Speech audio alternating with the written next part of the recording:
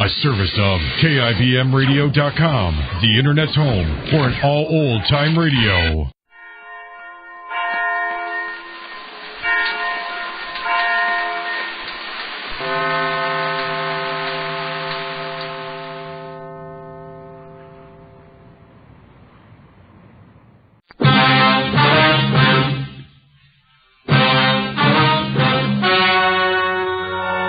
Ladies and gentlemen, the story you are about to hear is true.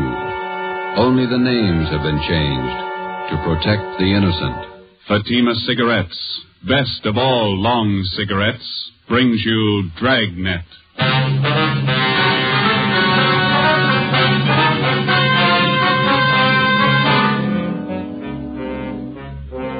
You're a detective sergeant. You're assigned to homicide detail. A small boy is reported missing from his home. His age, 9 years. Foul play is suspected. Your job, find him. Dragnet, the documented drama of an actual crime. For the next 30 minutes, in cooperation with the Los Angeles Police Department, you will travel step by step on the side of the law through an actual case from official police files. From beginning to end, from crime to punishment, Dragnet is the story of your police force in action. It was Thursday, December 22nd. It was cold in Los Angeles. We were working the night watch out of homicide. My partner's Ben Romero. The boss is Thad Brown, chief of detectives. My name's Friday. I was on the way into work, and it was 3:55 p.m. when I got to room 42. Homicide. Hi, Joe. Ben, what's doing? Oh, pretty quiet. How's your mother? Well, that cold's still hanging on. Bad cough. Doc says nothing serious. My kid's got the same thing. Must be some kind of a virus going around. Yeah. Is that a new suit you got on? Oh, yeah. Ma figured I needed one. Let me see. Oh, yeah, that's a nice shade of blue. Where'd you get it? Quincy's down in South Fig. Look okay? Turn around. Oh, yeah, that's a good fit. Did you get all the reports on the Webster case yet? Yeah, all taken care of. Let me get it. Homicide, Friday. Well, this is Levinson, Unit 113J. Got something for you. Yeah, Harry, what's doing? Doherty and I are out here on Collis Avenue, 4656. Trying to track down a 9-year-old boy. What's the story? The kid's missing. Suspicion of foul play. How long has he been gone? About 2 hours. Looks like a job for homicide. How do you figure? Kid was last seen playing in the backyard of his home. Yeah? We checked over the yard. Find anything? Bloodstains, lots of them. They look new. Ben and I left a message for Chief of Detectives Thad Brown. Then we went over to the crime lab, picked up Lieutenant Lee Jones, and drove out the Arroyo Seco freeway to Collis Avenue. It was an average neighborhood. Number 4656 was a one-story green stucco residence situated on the corner of Collis Avenue and Harrison Drive. Beyond the backyard was a tract of undeveloped land covered with scrub oak. Harry Levinson from Highland Park Juvenile was waiting for us in front of the house. Back this way, fellas. I'm coming, Lee. Wait till I get my back. Okay. Who notified you that the boy was missing, Harry? The mother said she went out to do some Christmas shopping about 11 this morning, left the boy home. Came back about 2 this afternoon. He was gone. What's the name? Johnstone. Kid's name is Stanley, 9 years old. Mm-hmm. Was this gate open like this when you got here? Oh, yeah, I haven't touched the thing. Here are the stains over here, Lieutenant Jones, along the edge of the walk, see? Yeah. Let me see. Quite a few stains, huh? Looks like it might be blood. I'll try some benzodine on these spots here. There we are. See what happens. Where's the kid's mother now, Harry? In the house. Doherty's talking to her. Did you talk to any of the neighbors? People next door. One's on this side. They couldn't tell us anything. There it is, fellas. Yelly? These spots I covered with benzodine, they're turning blue. Bloodstains, all right. Can't say definitely whether it's human or animal blood. Mm-hmm. You have to go back to the lab to run it through? Yeah, biological precipitin test. Hand me one of those glass vials from my bag, will you? Yeah. Okay, here you are. Thanks. Scrape some of these flakes off for a test. There we are. How soon can you tap the blood for us, Lee? Precipitin test won't run more than 20 minutes. It'll take 3 or 4 hours to run a blood grouping, though. That's it. Anything else you want to check? Levinson, anything else? Oh, right here, my handkerchief. Empty shell. That marker over there by the rose bush, that's where I found it. From a .22, huh? Yeah. Might tie in, might not. Mark it and dump it in this envelope, will you? Oh, yeah.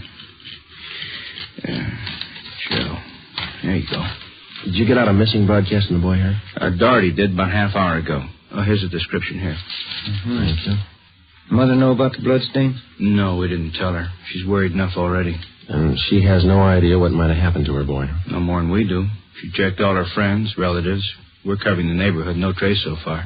Not much to go on. Bloodstains, empty cartridge. Could mean 100 things. Any ideas, Friday? Yeah, just one, and I don't like it.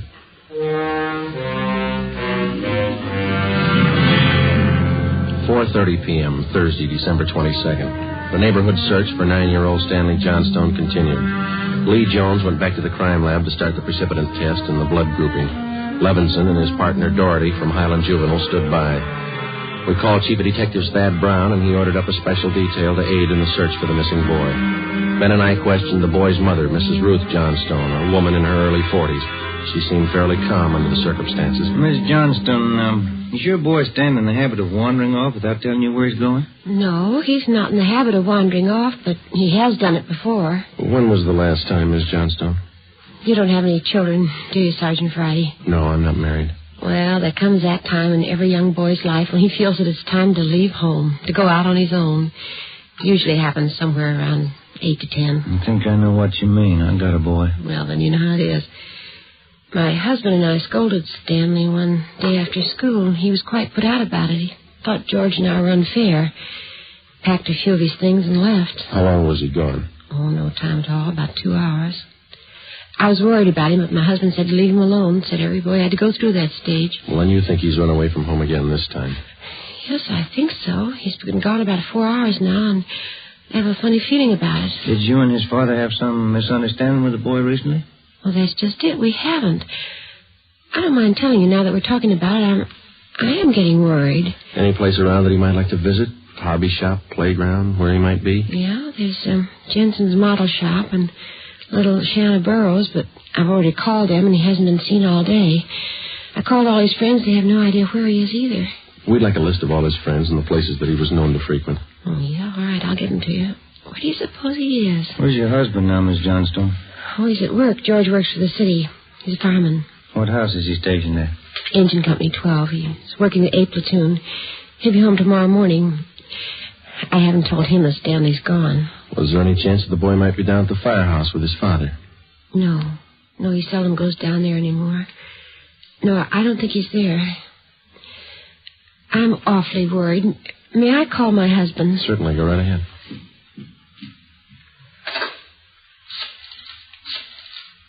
I know George will be worried. Stanley's been gone too long. Hello?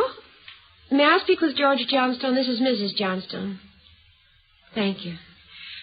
I hate to call George at his work. Yes, ma'am. Does your husband own a gun? Yes, he does. What caliber, do you know? Well, it's a .45 automatic. He got it. George?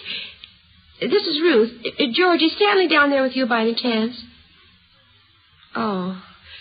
No, I can't find him anywhere. He hasn't been here when I came home from my shopping. There are 2 policemen here. No, I said there are 2 policemen here. Oh, no, dear. I'll call you if we don't find him soon. All right, dear.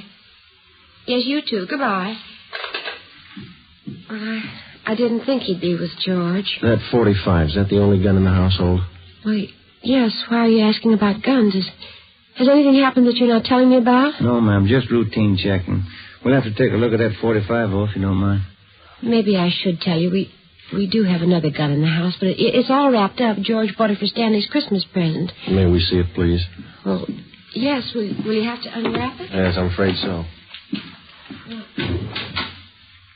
I think I can reach it. We had to hide it. Now, let me see. Oh, here's the paper it was wrapped in. Stanley must have found it. It's gone. See, here's the gift card and the box the gun came in, the rifle. Can I look at that box, ma'am? Thank you. How about it, Joe?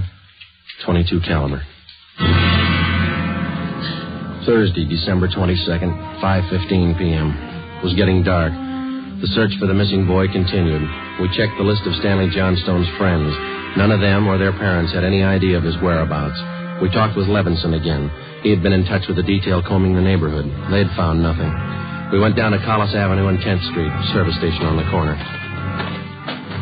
1 nickel, Joe? No, I got one. You watch for that, huh? Yeah. Okay.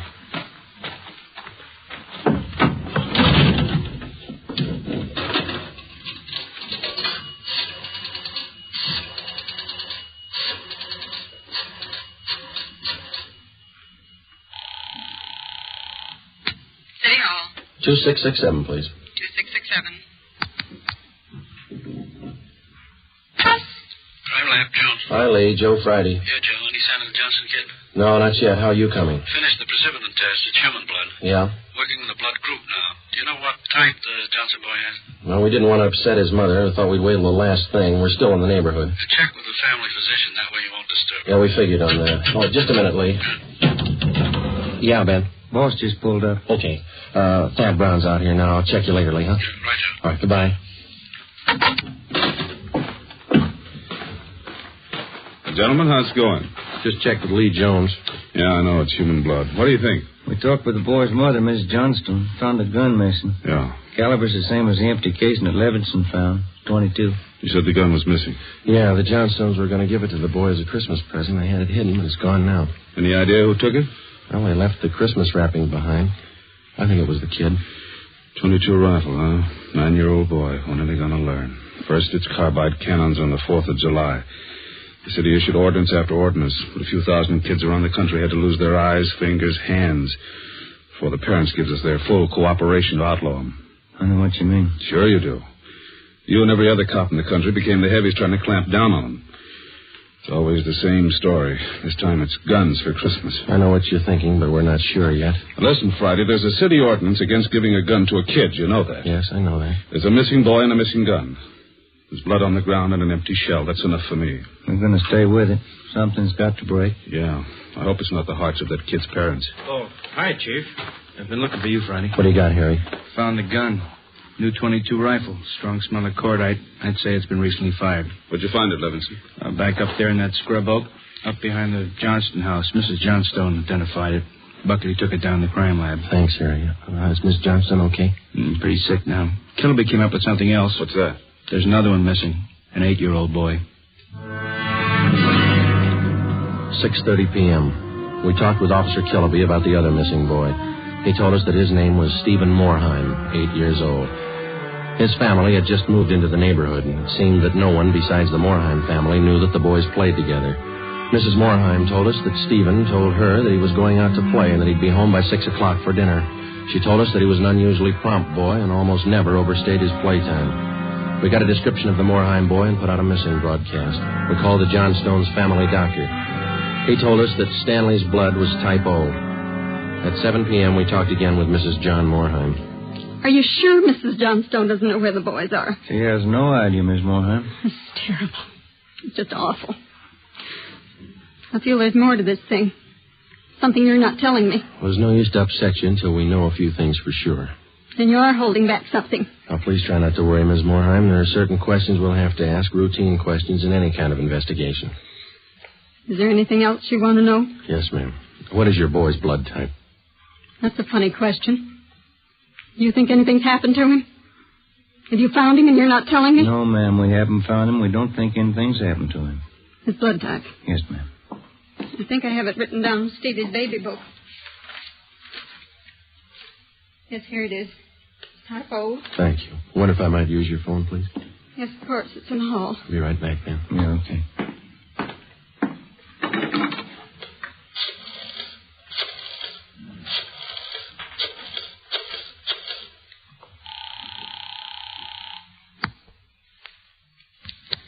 City Hall. 2667, please. 2667.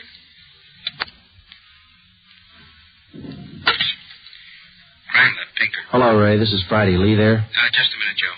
Take 2, Lee. Joe speaking. Checking back, Lee. Did you get the blood types on the 2 missing boys? Yeah, both boys type O. So were the stains, Joe. Type O.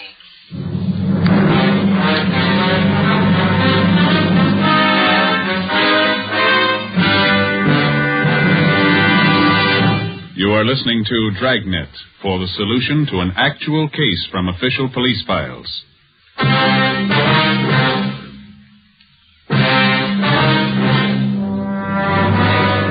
8 p.m., Thursday, December 22nd. Still no sign of either of the missing boys.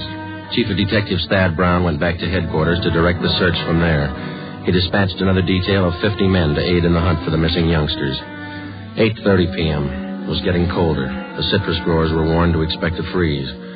We went up the block to see Mrs. Johnstone. Her husband had quit work early and returned home. We talked with him. He could tell us nothing more than we already knew. We still had not informed either of the families about the bloodstains and the empty cartridge casing which had been discovered in the backyard of the Johnstone home. It was more than possible that they had a right to know about our findings, but Ben and I felt that there was no cause to add to the distress of the two families at this time. If the two missing boys were found alive and well, then the bloodstains in the cartridge case would be of no concern to the relieved parents.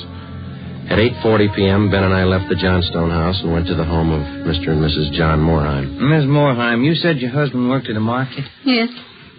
He telephoned about 15 minutes ago and said he was closing up right away. He'll be here any minute. I do wish Stevie would call or come home. It's so cold out tonight. All he had on was a thin cotton jacket. Please try not to worry. We're doing everything we can. He's going to be all right. Stevie's father's such a sensitive man. He and the boy are so close. I know he's terribly upset. No, you're sure there's no place you might have forgotten? Someplace where the boy might be? No place. No.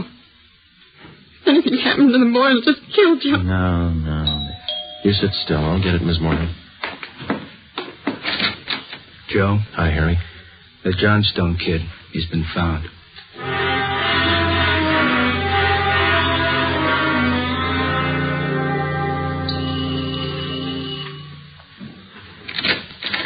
Oh, he's home, Sergeant. He's come home.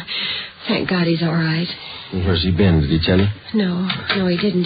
His clothes were all dirty and he's acting strange. I've never seen him like this. How do you mean, Miss Johnson? Well, he just came in the front door and said, "Hello, Mom," and then he sat down in a chair and stared at the floor. He won't talk to his father or me. Do you mind if I talk to him? No, go ahead. I asked him about the little Moorheim boy and he wouldn't tell me a thing. Where is he now? In the living room. Looks all right. Yes. Son, this is a police officer. He wants to talk to you. Now, don't be afraid, dear. He only wants to ask you some questions. Son. You see, Sergeant? Stanley, come on, look at me, son. Get your head up, youngster. Come on, now that's better. I had your mother pretty worried, you know that? You want to tell us where you've been? I wish you'd try to get him to eat a little something. You hear that, son? Want something to eat? Stanley, there's another little boy up the street who hasn't come home. Do you know where he is? His father and mother are worried about him, too, just like your folks were. You've got to help us find him, son. I killed him. I killed Steve with the .22. We were only playing. But I killed him. How do you know you killed him? Maybe he's only hurt. Now, isn't that it? No, he's dead. I know he's dead. The gun went off. We forgot we put bullets in there. Where is he, Stanley? I hid him. I was scared. I didn't want anybody to find him. Where did you hide him, son? In a cave up on the hill. I didn't mean it. It was my pal. You want to show us where, son? Yes, I'll show you. Please don't send me to jail. 9:15 p.m., Thursday, December 22nd. 9-year-old Stanley Johnstone led the way up the hill behind the backyard of his home. He showed us the wagon he moved the body in. His father came along with us. About 50 feet from the crest of the hill, the boy pointed to a thicket of scrub oak. There we found a small cave holding the body of Stephen Moorheim. There was a single bullet wound in his chest just below his heart. He was dead. We covered the body. Stanley, how did it happen? I knew my folks were going to give me the gun for Christmas. I knew where it was, and I got it. There was a box of bullets with it. Were you pointing the gun at Stephen? No, sir. No, sir, I wasn't. It was Steve's turn to play with it. I was chasing him. He tripped over the stump there in our backyard and fell. The gun hit him in the stomach, and it went off. Why do you think you killed him if you're telling us the truth? I'm telling the truth, honest. That's the truth. All right, I believe you, son, but why do you think you killed him? It was my gun. Steve would still be alive if I didn't go and get it. I should have waited till Christmas. It's all my fault. Where have you been all this time? In the cave with Steve. What were you doing in there, son? I was praying. I was praying for God to make him alive again. After a thorough investigation, Ben and I were convinced that the shooting of Stephen Morheim was accidental. Lieutenant Lee Jones' findings substantiated the Johnstone boy's story even to the smallest detail. We put in a call to the coroner's office and acquainted him with the facts. He designated a local mortuary to handle the body pending autopsy and granted us permission to remove the body to the Morheim home. Mrs. Morheim collapsed. The family doctor was called. Ben and I sat in the living room to wait for John Morheim, the dead boy's father. Edith! Edith! Mr. Morheim? Yes. You the police? Yes, sir. Where's Edith? Where's my wife? Has my boy come home? Have you found him? Yes, sir. Oh, where is he? Steve! Stevie! Where's Steve? He's hurt, isn't he? Yes, sir. Oh, where is he? I want to see him. He's hurt bad, Mr. Morheim. Oh, where is he? I want to see him. He's in his room. How bad? Pretty bad.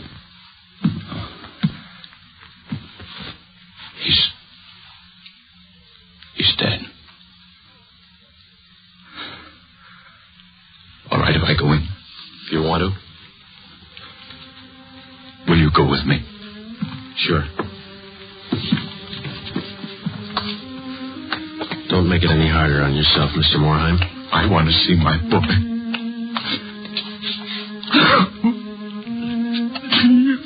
Mr. Morheim. Steve.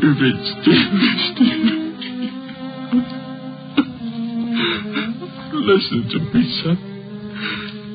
We've got you a lot of nice things for Christmas. Everything you wanted. I got you some 3 new cars for the train. The one with the searchlights really works.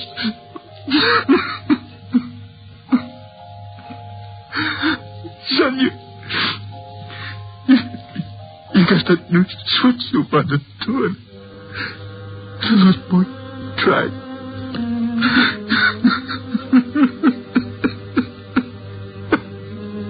Oh, stupid.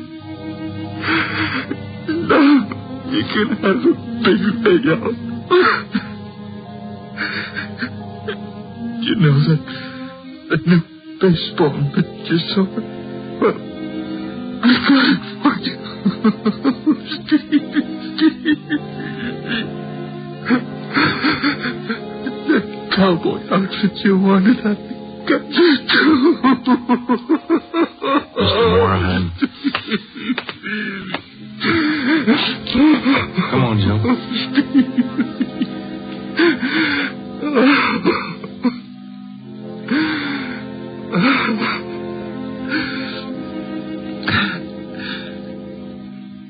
What happened? It was an accident. He was playing with the Johnstone boy at the street. Playing with a gun. He went off. What was the other boy's name? Stanley Johnston. It was an accident. Mr. Morheim, where are you going? I want to see that boy. We had no idea what the dead boy's father had in mind. We didn't feel that we should try to restrain him. We went along with him up the street to the Johnstone home.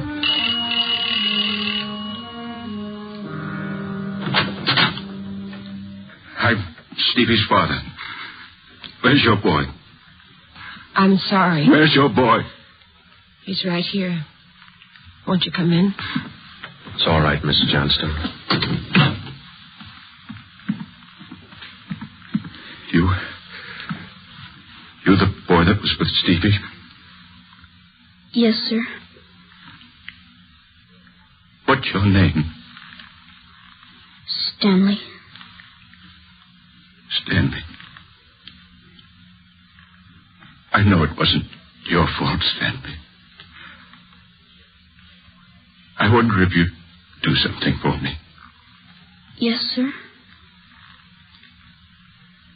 I've got a lot of nice presents for Stevie. I know he wants you to have them. I want to give them to you. Christmas Eve. Mom?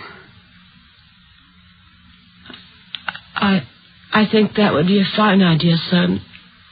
Come on, Ben.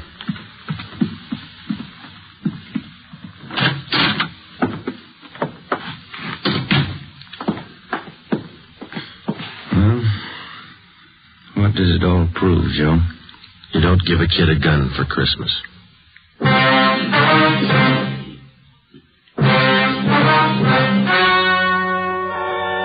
The story you have just heard was true.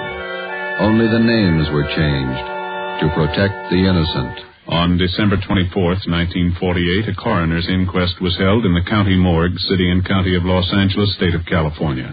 In a moment, the results of that inquest.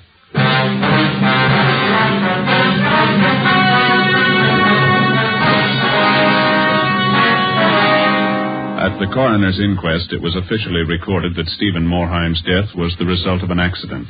Stanley Johnstone, age 9, was absolved of any legal responsibility for his friend's death. You have just heard Dragnet, a new series of authentic cases from official files. Technical advice for Dragnet comes from the Office of Acting Chief of Police W.A. Wharton, Los Angeles Police Department. Dragnet honors Hennepin County, Minneapolis, state of Minnesota, and the men of the Hennepin County Sheriff's Office, another of America's great law enforcement agencies. One of these men, Sheriff Ed Ryan, veteran police officer and department administrator, who dedicates his life to making yours more secure. Fatima Cigarettes, the best of all long cigarettes, has brought you Dragnet, portion transcribed from Los Angeles. Be sure to hear songs by Morton Downey tonight on NBC.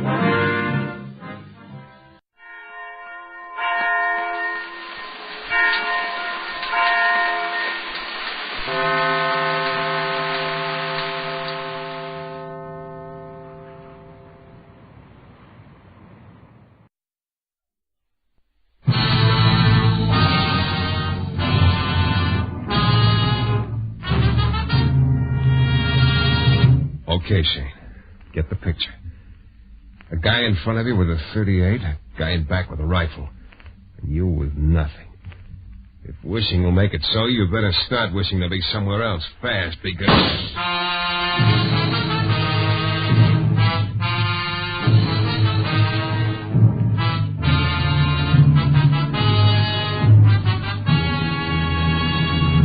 Your director, Bill Russo, inviting you to listen to Michael Shayne, that reckless, red-headed Irishman back at his old haunts in New Orleans, in another transcribed episode. We call it The Case of the Model Murder.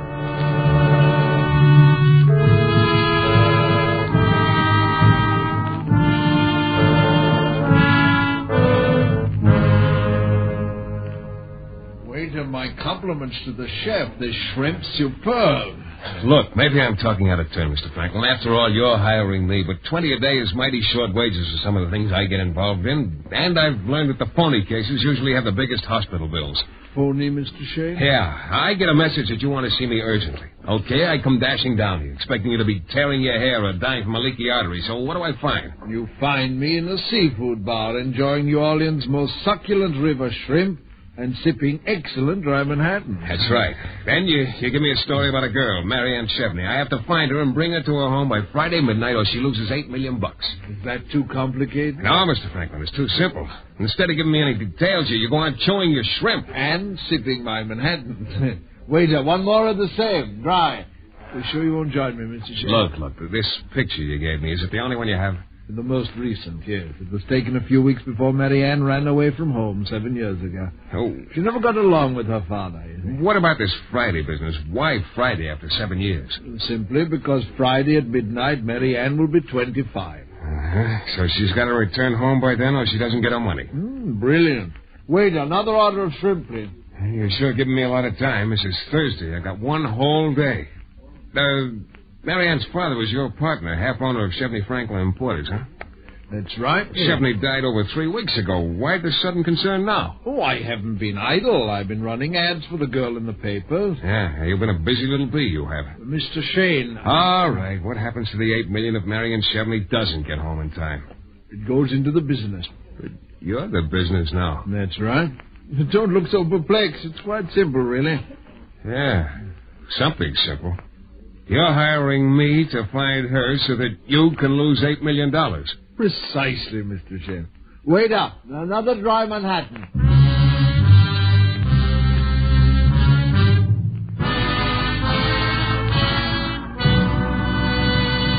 We'll return in a moment to the new adventures of Michael Shayne and the case of the model murder.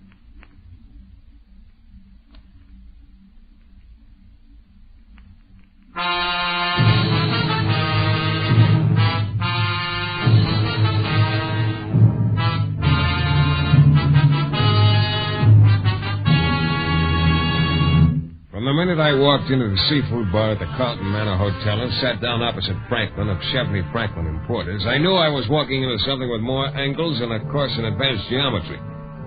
My first impulse after hearing his story was to tell Mr. Franklin to go peddle his shrimp. Only I suddenly remembered that the only jingle I could raise in my pockets was the sound of my car keys rattling around. It seems his partner, Shevney, had died some 3 weeks before, and $8 million he couldn't take with him was waiting for his errant daughter, Mary Ann, who'd run away from home 7 years ago when she was 18. I was supposed to find the girl and bring her to her late father's house before Friday midnight, tomorrow night. Well, I took another look at the photo of the girl. The words Harrison Halstead Model Agency were stamped on the back. At least she'd worked there 7 years ago. I decided to give it a whirl. The receptionist was a sugar blonde with a cooperative look in her eyes. Well, I sure would like to help you, Mr. Shayne, but I really don't know any Miss Shevney. Well, you handle a lot of models here. Oh, I tried. This photograph help you any? Pretty. No, I'm afraid not. Taken 7 years ago. I'd just bet you'd go for something a little older. And you'd have a good bet. The boss around? Well, yes, Mr. Shayne, but I don't know. What is I want to... Oh. Yes, sir? Mr. Shayne's looking for a girl by the name of Shevney, Mr. Halstead. Sorry, I can't help you. Oh, this photograph. No. What do you want with her? Well, she's got $8 million coming to her. Sorry, Mr. Shayne. Oh, that's okay. Miss Winters, get Miller on the phone, will you? He said he'll be ready at 2 this afternoon. Yes, sir. You recognize the photo. Did he, Mr. Shayne? You're a real good kid. Company girl, loyal. Thank you. Follow the rules. Uh-huh. Look, I'm just trying to help a penniless girl get $8 million. Well, take one of our cards, Mr. Shayne. You just might want to come back. Thanks. I don't have $8 million, but... You don't need $8 million. How much? Just enough for a rye steak and baked potato. It's a deal.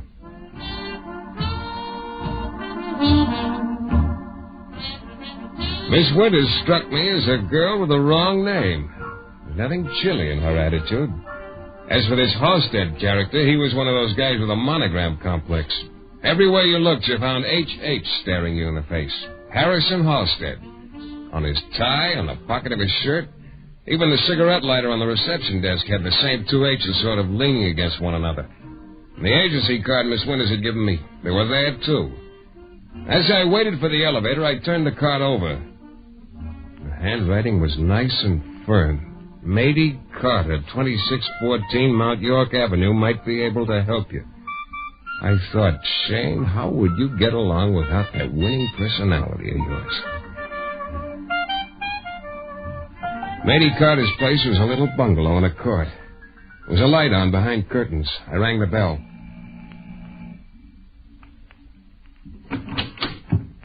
Yes? Miss Carter? What do you want? I'd like to talk to you. What do you want? I'm looking for Mary Ann Shevney. I don't know anybody by that name. Miss Winters at the Halstead agency. I can't. I don't know her. She isn't here. Easy. You better lower the volume. What'll the neighbors think? Come here. Thanks. Now, look, Miss Carter, I'm not trying to do anything but find Miss Chevney so I can give her $8 million. She doesn't want. Well, you see, it doesn't pay to keep secrets. Where is she? I don't know. Well, how do you know she doesn't want the money? She told me. Oh, you spoke to her. No. I don't you leave me alone. I don't know anything. Look, all I want... never mind, Miss Carter. Maybe I got a bum steer. Sorry I bothered you. I suppose I could have broken her down if I'd kept at it. But I suddenly found what I came for. There was an envelope face down on the desk. From where I was standing, I was able to read the return address on the flap. Big as life it was. The initials MC, apartment 5, and the address 318 East 54th Street, New York City. MC, Marion Chevney. As I drove back to town, I began to get a familiar feeling. Maybe I don't have eyes behind my head, but I do have a little spot between my shoulder blades that's got a special talent. If somebody's following me, it begins to itch. It had bothered me a little right after I left the Halstead agency, but I didn't pay much attention to it. And right now, it was giving me the squirms in high gear, and I decided to do something about it. I pulled off the main road onto a side street, but quick. I parked, doused the lights, and waited. Cars kept going by, and I spotted a maroon job with one light dimmer than the other coming around the block for the second time. This time, it went about 100 yards past me, and then it parked. I waited. Nobody got out of the car. The spot between my shoulders stopped itching. I knew I was on solid ground. I got out of the car and started up the street. I saw the guy behind the wheel of the maroon job looking straight ahead as if he had nothing better to do than just sit there. I pulled the door open and stood into the front seat. Huh? What's doing, champ? Nice tail job. No? Pro job. Well, you're not so bad yourself. Spotting it. New Orleans does that for me. There's a feel to the city. You must be from out of town. Yeah. Working? Yeah. Jonathan Franklin? Never heard of him. Franklin and Chevney importers. Bananas, I think.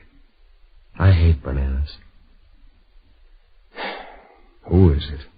You're doing all the talking, champ. This is a tough town for strangers. Not so tough. You're not so tough either. All right, nice tie you got. Slips up nice and easy. You can't talk, champ, but you can sure listen. That's a very pretty color you're turning. Now, let's see. Yeah, shoulder holster, 45 automatic. Okay, you can breathe now, but don't overdo it. And take a tip. I don't like being followed, and strangers in town ought to be courteous. You're a pretty tough boy, Shayne. No, I'm the easygoingest guy in the world. I just don't like being tailed. Remember, mind your manners when you're in a strange city, champ.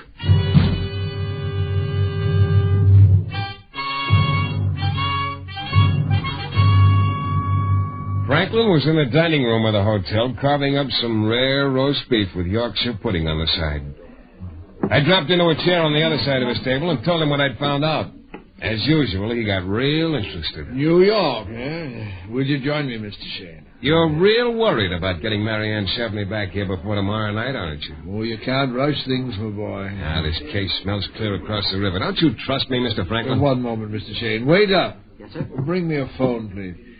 You were saying... I said somebody's been tailing me. I'd like to know why. You're implying, Mr. Shayne, that because I don't trust you, I've hired someone to watch you? In a nutshell. Now, that is not true. But the fact that someone is following you is very disconcerting. Your telephone, Mr. Franklin? Oh, thank you, waiter. Your pardon, Mr. Shayne. Travel desk, please. Hello? This is Jonathan Franklin speaking. Will you arrange for a charter plane with the New Orleans Charter Service, please? In the name of Michael Shayne. In about an hour. It's now 8:30. The plane is to go to New York and leave here at 9:30. Thank you. Yeah, you're full of surprises, Mr. Franklin. I've got another one for you. Yeah? If you succeed in bringing Marianne back here before midnight tomorrow, there's a $1,000 bonus for you. Sometimes, Mr. Franklin, your conversation is positively brilliant.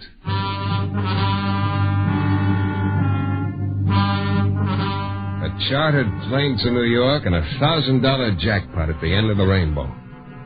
I felt like a captain of industry as the plane got the right of way from the airport tower and circled in for landing. New York, great little city. It was 4 o'clock in the morning when the taxi pulled up in front of 518 East 54th Street. I told the cabbie to wait. What's money to me? Took the stairs of the brownstone 2 at a time. Apartment 5 was at the end of the hall on the first floor. I knocked. Nothing happened. I knocked again. Nobody could sleep like that. Then I tried the door. Locked. Apparently Mary Ann was at dirty stay out late. Across the hall, the door to apartment number 4 said manager. I walked over and started knocking again. Well, what is it? What is it? I'm sorry to get you out of bed, old time, but I'd like you to open the door to apartment 5. Are you crazy waking a body at 4 in the morning? Look, I'm a private detective. I'm looking for the girl who has that apartment. I want to get in, so I'll be there when she gets home. Private detective? Huh? I'm sorry. If it was a police, it'd be... Does this give me the necessary rank? $5. All right, make it 10. Well, why didn't you tell me he was a private detective in the first place? Come on. Hey, light switch in there. There. Yeah. Make yourself comfortable. Thanks. Here's your pound of flesh. Now, you won't tell her that I let you... Yeah. What's the matter with you? There. Over there. On the floor in the hall. First, I saw a lot of blonde hair. And then I saw there was a girl attached to it. She probably would have been real pretty without that bullet hole in her forehead.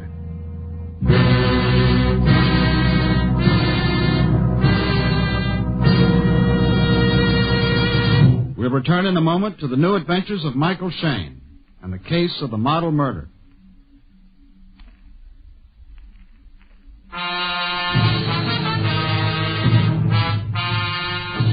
A glutton by the name of Jonathan Franklin had waved an ice-cold scent in front of my nose, but strangely enough, it still had a strong odor. My assignment was to find Mary Ann Shevney and get her back to her late dad's home so she could collect $8 million, according to the terms of her inheritance. Well, I picked up the trail at the Harrison Halstead Model Agency where Miss Shevney had once worked. Mr. H.H. and his secretary, Miss Winters, acted like I was after atomic secrets. And as I left, Miss Winters shoved a card in my hand with the name and address of Mady Carter. Well, Miss Carter had the willies bad, but I picked up the information that the girl I was looking for was in New York. Franklin stopped eating roast beef long enough to charter a plane for me. And I arrived at the end of the trail just in time to find my quarry still warm, but with a bullet in her head. Oh, my police. We'll have to call the police. Yeah, but not before I make a phone call long distance. Well, it won't be long now, will you? Tell them because they get real mad. If you don't tell long distance, I want you to get me Mr. Jonathan Franklin at the Carlton Manor in New Orleans. Collect. Michael Shayne at this end. That's right. This is Circle 65970. Yeah, my reputation. You know this will be in the papers, don't you? Be police all over the place and reporters. Yeah, and her blood stains a nice carpet, yeah, too. I feel real sorry for you. Hello? Hello, Mr. Franklin. Yes, what is it, please? Take your earmuffs off. You might like to hear this.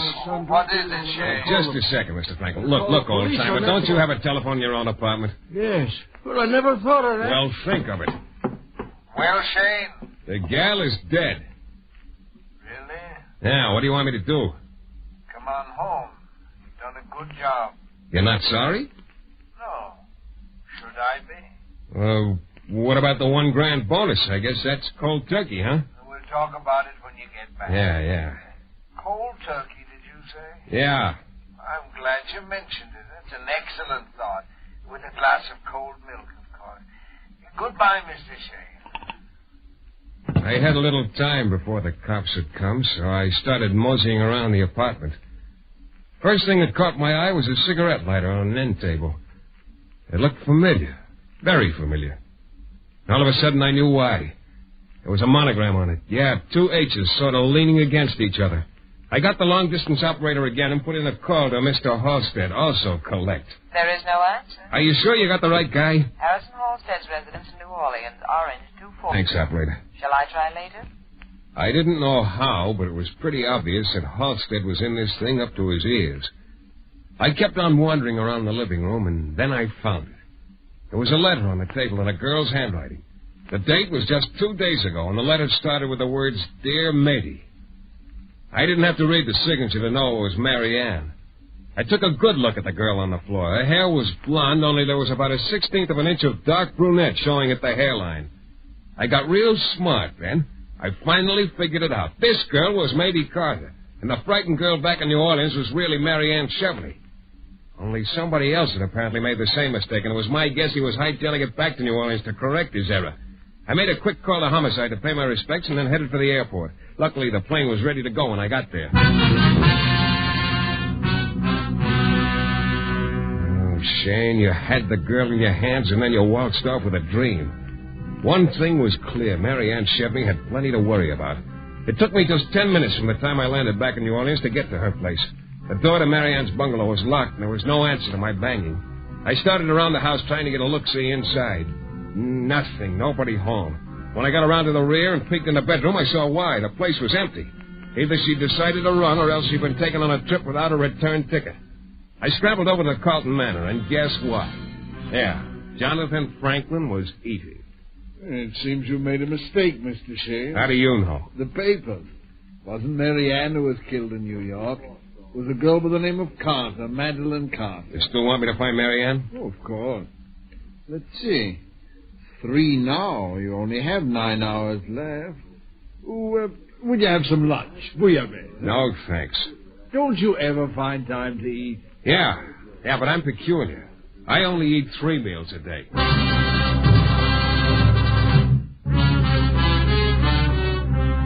Mary Ann Chevney's life was in danger, and I wanted to get to her while she was still hale and hearty. I drove over to Halstead's agency. Miss Winters still had that cooperative look. Well, hi there. Hi, where's your boss? Al. Been in today? Why, no, as a matter of fact, he hadn't. Did you try to reach him at home? Yes, I did. He wasn't there. Oh, is something wrong? Something's very wrong, sweetheart. Look, that note you slipped me last night. Not the kind I usually write. Matey Carter, you knew I was looking for Mary Ann Chevney. Well, I said Matey Carter might be a help. She's a friend of Miss Chevney's. You didn't know there was a switch? Switch? Matey Carter was in New York. She was killed last night. Killed? Halstead could have taken a plane up there last night, couldn't he? Well, I don't know. As far as you know, he could have, couldn't he? Well, yes. I haven't spoken to him since last night. Tell me, is he a bachelor? Yeah. Lives alone? Uh-huh. In town or in the country? Both. Oh, he has a country place. Where? Well, I'll tell you in a minute. You want me to look it up? You bet I do, sweetheart. If I'm not too late, it might make the difference between a long and wealthy life or a 45 slug to Mary Ann Chevney. It took me almost an hour to drive out to where Halstead had his beach home. The place had a real subtropical flavor, bordering on the Gulf and surrounded by a mass of lush undergrowth and stubby cypress trees. I didn't bother to announce myself. I just barged in. She'd been here, all right. There was a woman's jacket over a chair in the big paneled living room, and her purse half open on the floor. I went to the back door and opened it and looked out.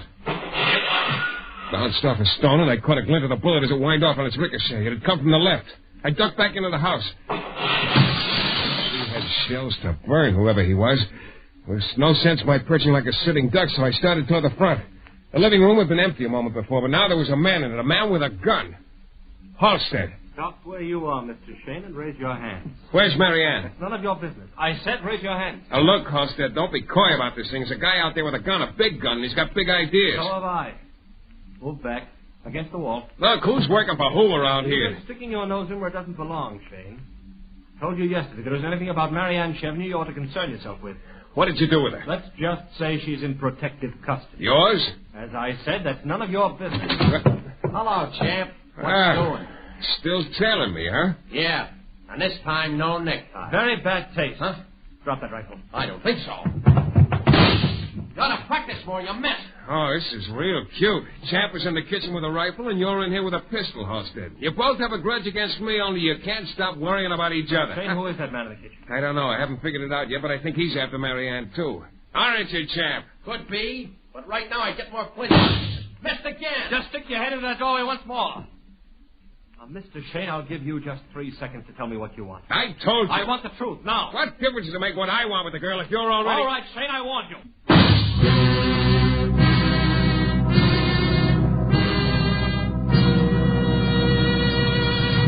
We'll be back in just a moment with Mike Shayne and the thrilling climax to our story.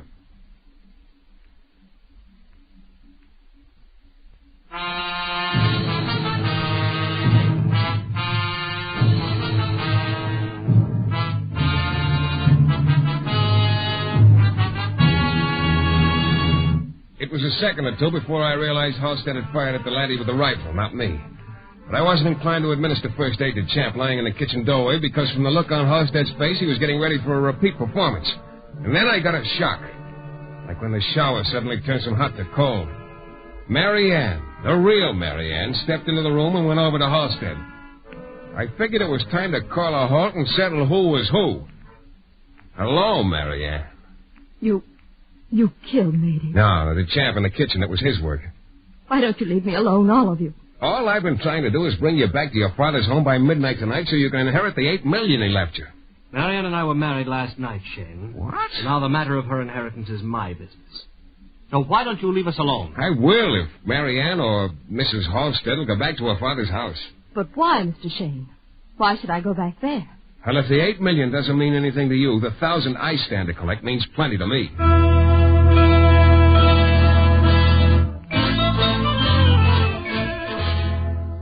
I knew it was the right time, 6 o'clock, when I walked into the dining room of the Carlton Manor. Jonathan Franklin was having breast of guinea hen under glass and a white wine. Well, won't you sit down? I'll have to wait to get you. No, thanks. Yeah. You look calm and relaxed, Mr. Shayne. Success? Yes. Splendid. And Mary Ann? I found her. And her husband.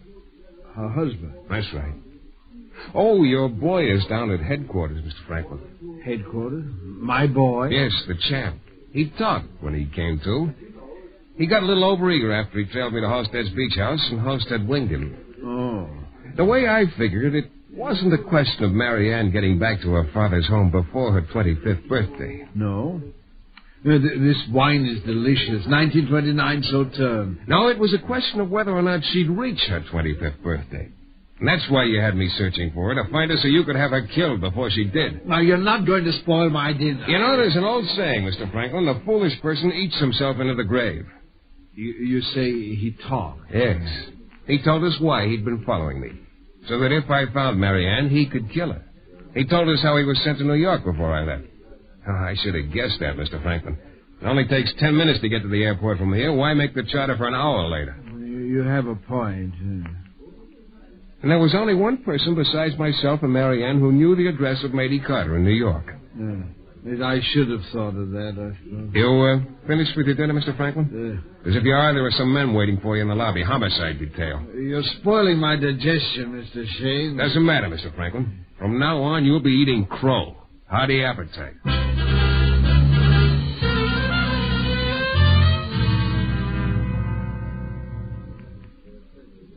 Mike, what I can't understand is why Mr. Franklin was so eager to get his partner's money. He must have made the same amount himself. After all, $8 million. That's enough bait for anybody, sweetheart. With his appetite, maybe he needs $16 million to keep in groceries, especially with prices the way they are today. Oh, Mike. Sugar, you're cute. Now on, eat your steak. And will you have red wine served with it? Waiter, a sparkling burgundy, domestic, year of 1948.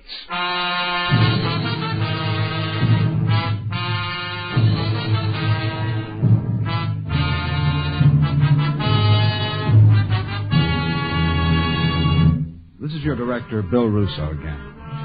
Our story is based on characters created by Brett Halliday. The music is composed and conducted by John Duffy, and Michael Shayne is portrayed by Jeff Chandler. The New Adventures of Michael Shayne is a Don W. Sharp production, transcribed in Hollywood and distributed exclusively by the Broadcasters Guild. Next week, you'll hear Michael Shayne in another thrilling adventure from mysterious and colorful New Orleans.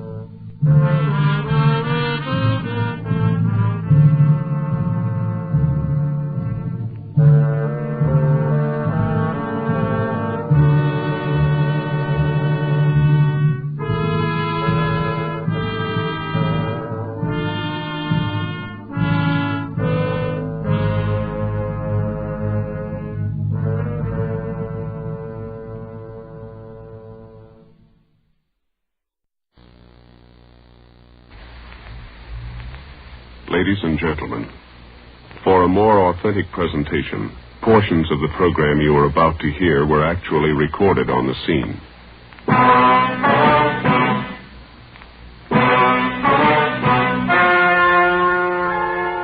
The story story you are about to hear is true. Only the names have been changed to protect the innocent. Fatima Cigarettes, best of all long cigarettes, brings you Dragnet.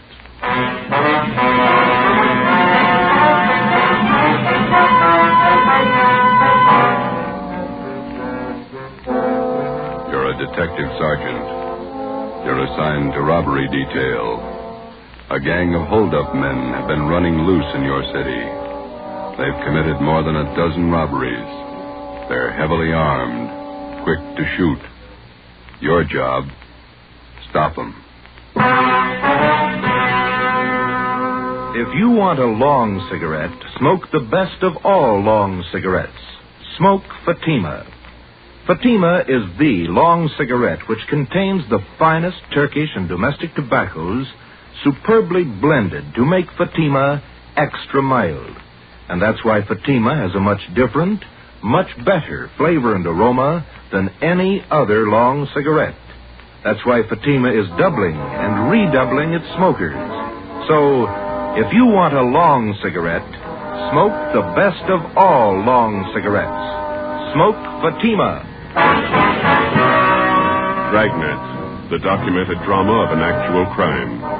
For the next 30 minutes, in cooperation with the Los Angeles Police Department, you will travel step by step on the side of the law through an actual case from official police files.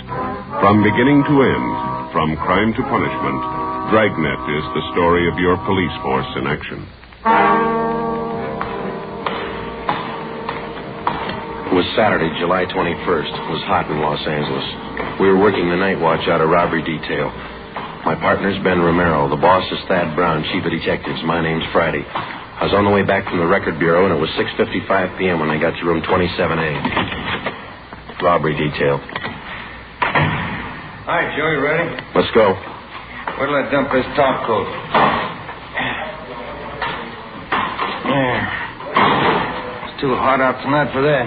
Yeah, the rest of the guys take off already? Yeah, we better hustle. How many men are working this thing tonight? Must be at least 50, covering every drugstore in the South Central area. Which one did we draw? Naomi in South Alameda, Rex Pharmacy. Yeah. Parking lot across the street. We can cover the pharmacy from there. We better check out a Thompson from the business office first, huh? That's a good idea. We might as well be ready. They are. Who got the tip the gang was moving into the south end of town? Johnny Powers, one of his informants. Okay, here we are. Business office, Blair. Yeah, I'll take care of it. Thanks. Hey, Blair, do you want to check out a Thompson for us? Okay, Friday. Heavy duty? Yeah, kind of. There's a sign-out book. Thank you. Hey, you might as well give us a shotgun while you're at it, Blair. Okay. Check these out for an hour. Sounds like a busy night for you fellas. Maybe. Thompson's okay. So the shotgun.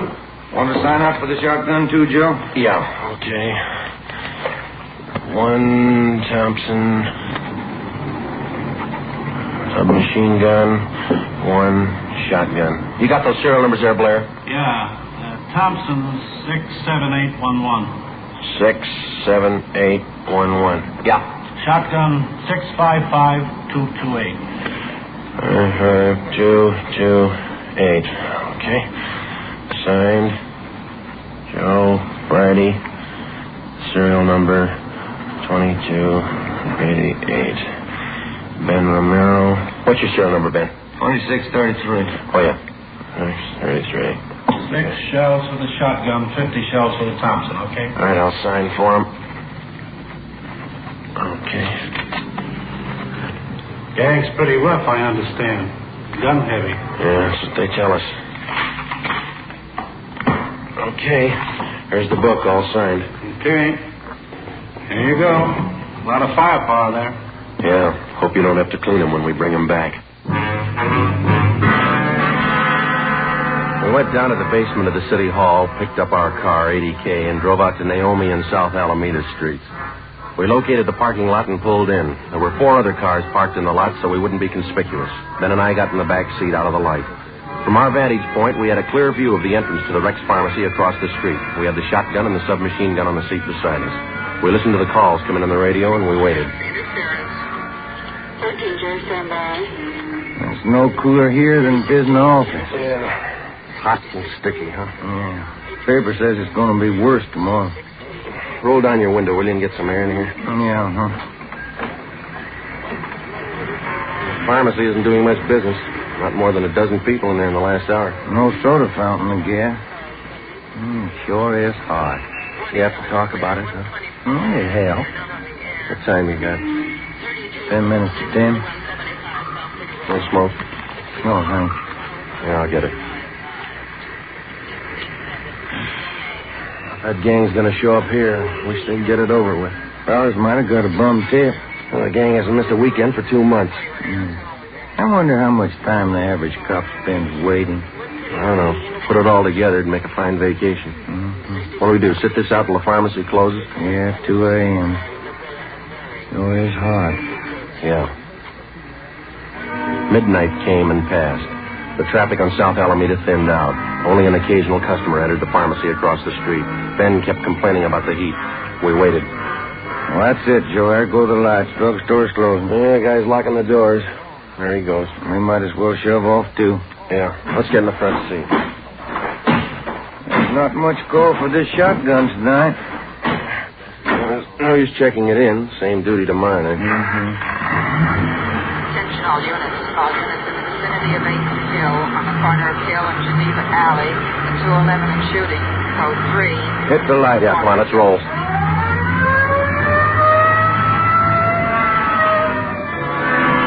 Sunday, July 22nd, 2:15 a.m.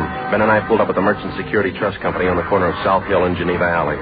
2 patrol cars were already on the scene, and 4 uniformed officers were trying to keep back a crowd of people who had gathered at the top of a flight of marble stairs which led off the street, down one flight to the bank's night depository. At the bottom of the stairs, an elderly man was sprawled out, face down, his right arm twisted under him. The man was dead. Ben counted 5 bullet wounds in the victim's back. We interviewed the only witness, a young sailor. My name's Vasey, Sergeant. Don Vasey, quartermaster, 2nd class. Here's my ID card. You saw the shooting, Vasey? I was about a half a block away. I just came out of the bar down the street there, the Top Hat. Yeah? Had a couple of beers, then I left and I started walking back to the hotel. When was that? About 5 after 2. Go on. Well, before I got to the corner, I saw this man ahead of me. He crossed the street and headed over for the bank. Then this car pulled up and some guys got out. They ran over to the man and it looked like they were frisking him. Yeah? All of a sudden, I heard shots. The man ran for the stairs here, and it looked like he stumbled and fell. A bunch of guys jumped back in the car and drove away. What'd you do then? Well, I ran up to see what I could do for the old man. He was lying down there where he is now. Nothing I could do for him. I yelled for a cop. Did you get a look at the men in that car? No, I just saw them from a distance. 4 of them, maybe 5. What about the car? Did you see the license number? The last couple of numbers, that's all. 699. Couldn't see the rest. What was it, a coupe or sedan? A sedan, maroon color. It was a Pontiac, either a 1940 or 41. You sure about that? I used to own one back in Delaware, 1940 model. I sold it to my brother when I went in the Navy. I'm sure all right. And you're sure about the number of men in the car? Oh, yes, sir. 4 or 5, no more. I see, thanks. Well, will you drive back to the office with us and give us a full statement? Sure, Sergeant. Anything you say. You can wait in the car, Vasey. We won't be long. Sure. Well, what do you think? I don't know. Drugstore gang? Said there were 4 guys. Could be. No description. Maroon car. 3 numbers off the license plate. Pretty thin. Yeah. Looks like a hard summer.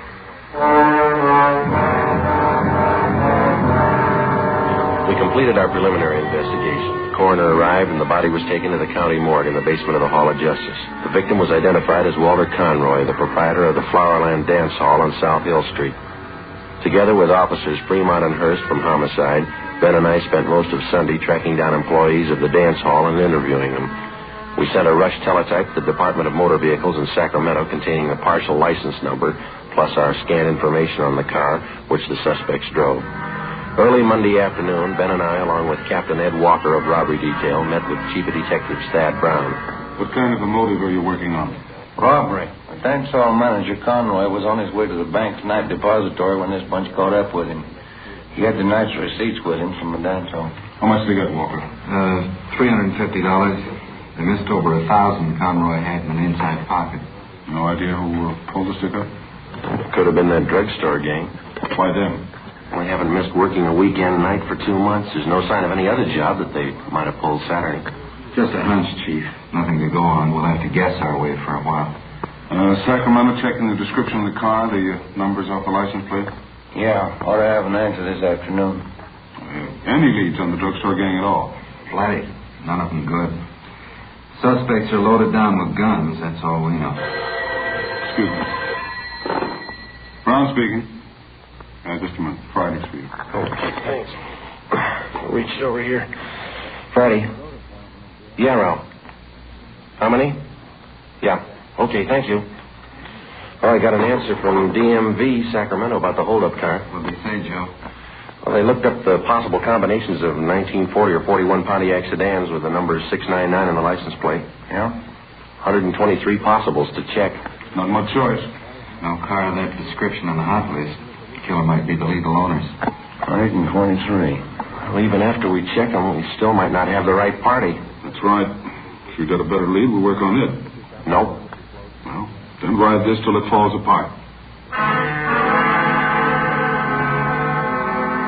For the next 13 days, Ben and I, Fremont and Hurst from homicide, plus a half a dozen other men, hacked away at the list of 123 car registrations, any one of which could have been issued to the holdup car. The color of the sedan didn't help us much to start with, since California vehicle registrations do not include the colors of the cars. After 14 days of gradual elimination of possibles, the field was narrowed to 6, then 4, and then 2. August 6th, Monday, 5:30 p.m. Ben and I were called to Thad Brown's office. Gentlemen, you check out that last possible yet? About 20 minutes ago. It didn't pan out. What about Hurst and Fremont? They had one left. Right here. Could be the answer. Yeah. 1940 Pontiac sedan, license number 4XA699. Last registration, San Diego. Sounds good. We teletyped to San Diego police. They say the car's been sold to a woman out in Santa Monica. Anyone checked her? Well, that's what I want you two for. San Diego and Santa Monica. Well, it's in the right area. Can't afford to miss now. I hope it's the right one. Well, it's got to be. Check it. Ben and I checked the woman in Santa Monica, Mrs. Fielding. She told us that she had sold the car 6 months before to a friend who lived in Bakersfield. We contacted her friend. He told us the car had been traded in by him to an auto dealer in Pasadena. We checked the dealer. He said the car had been sold off his used car lot 2 months before. The new buyer had given his name as Emil Thurston. 2 names were given as reference, Lloyd Newton and John Lacombe. We ran a routine check through the record bureau.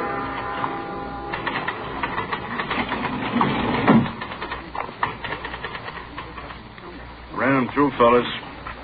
Here's the packages. Get a make for him? On all 3. What'd you find on Thurston? Let's see. Thurston, 2-time loser, second time up to Q on 5 counts of armed robbery. On parole from Quentin now. How about the other 2? Lacombe, let's see. Preston reformatory, 2 terms, went up 3 years ago, violation of Dyer Act. He's on parole, too. What about Newton? Did you make him? 2 terms in Oklahoma. They're looking for him now. He's on parole. Can I look at that just a minute, Frank? Sure. I've got all 3 of them. Take a look, Ben. Each one of the mama sheets on these 3 guys. Yeah. Right here under General M.O. See? Mm-hmm. Thurston, heavily armed at time of arrest. Yeah. This one, Lacombe. Huh? Heavily armed. This one on Newton. Same thing. Gun happy. Yeah. Come on. At the time he purchased the car, suspect Emil Thurston listed his home address as 1517 North Hoover Avenue. Previous robbery victims positively identified Thurston and his companions. At 1517 North Hoover, the landlady also identified Thurston and his companions as tenants. She told us they drove a red sedan and they parked the car at a Temple Street garage. An immediate stakeout was placed on the apartment house, and we started the canvass of Temple Street garages from Hoover Avenue down to Rampart Boulevard. At 4 p.m., Ben spotted the car in Donnelly's garage on Temple Street near Michigan Drive. The garage attendant told us that the owner of the car had given his name as Emil Thurston. We showed him the mug shots. Yeah, used to park his car in here a while back. Then he came in yesterday morning with these 2 guys and said he wanted a paint job. Doesn't look like he needs a paint job to me. They offered me $20 extra if I do it in a hurry. He wants the car painted green. When's he going to call for the car? About 10 o'clock tonight. These jobs take time. He's not going to like it if the car's not finished. He won't like it if it is. Come on, Ben.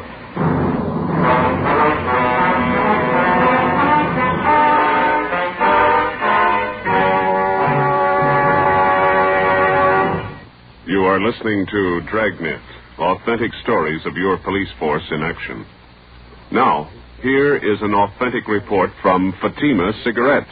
In 1949, Fatima doubled, tripled, and quadrupled its smokers. In 1950, enjoy Fatima yourself. You'll find Fatima extra mild.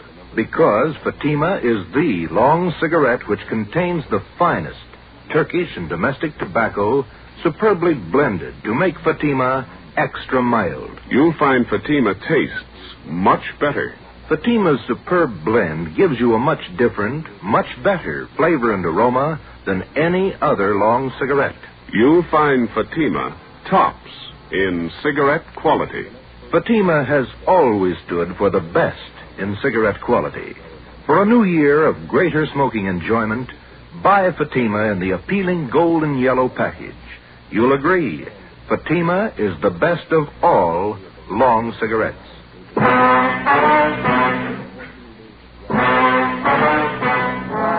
7 p.m. Tuesday, August 7th. Chief of Detectives Thad Brown and Captain Ed Walker swung the entire robbery detail into action. The stakeout at the apartment house on North Hoover continued. An additional detail of men was stationed in a vacant store on Temple Street directly opposite Donnelly's garage. Donnelly's garage was a small family outfit, and the only spot from which we could cover it thoroughly without being seen was from a large paint locker set up against the right wall. The garage man cleared enough room so that Ben and I could fit into the locker in a half-stooped position. 2 small latches were rigged up so that we could pull the doors closed from the inside. 4 ventilation holes at the top and bottom of the doors provided us with peepholes. At 8 o'clock that night, Ben and I took our places inside the locker. The trap was set. We waited. Can you see all right, Joe? Yeah. It's hot in here. Stale air. It's a tight fit. I'm getting a clamp in my shoulder. What time did that garage man say he closed? 11 o'clock. It's lousy paint smells. Stop it, man. Hey, that car pulling in. Can you see the driver? Wait a minute. It's nothing. Somebody getting gas. Hope they show up. Wouldn't want this to go on another night. Well, don't count on it. Foot's going to sleep. Why don't you stand still? What time you got? Let me see. Get the light on in here. 10 minutes to 9. Thanks. The popular conception of the working detective rarely includes a glimpse of his everyday run-of-the-mill duties. Filling out forms, conducting interviews, or waiting long, monotonous hours parked in a car or standing half-crouched in a garage paint locker. It's slow, dull, and tedious, and it's 95% of the police officer's job. By 10 o'clock that night, there was still no sign of Thurston and his friends. The cramped locker got more cramped with the passing minutes. The air was thick with paint fumes. We waited. At 10:55, a taxi pulled to a stop in front of the garage. 3 men got out. You see him, Joe? Wait till they step into the light. There's another guy still in the cab.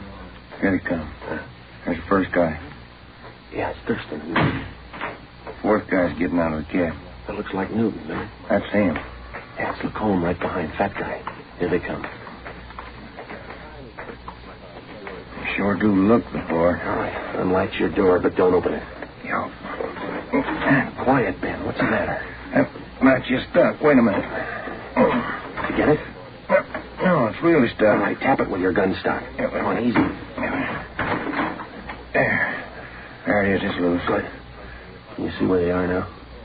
Yeah. Talking to the garage man. Not looking this way.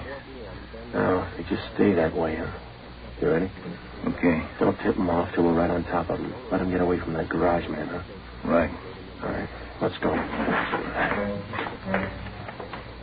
Approximately 25 or 30 yards separated us from the suspects. I glanced across Temple Street at the vacant store where Thad Brown and the other men were staked out. 25 yards is a long way to walk when you're approaching a murderer, and you know that he won't hesitate to kill you in order to escape. Ben flipped the safety off the machine gun. We were almost halfway across the garage, 15 yards away. Thurston turned and saw us. Look out, Joe! I got one of them. They're ducked behind the car, went up the stairs. 3 of them. Come on. Where they go? Up the stairs.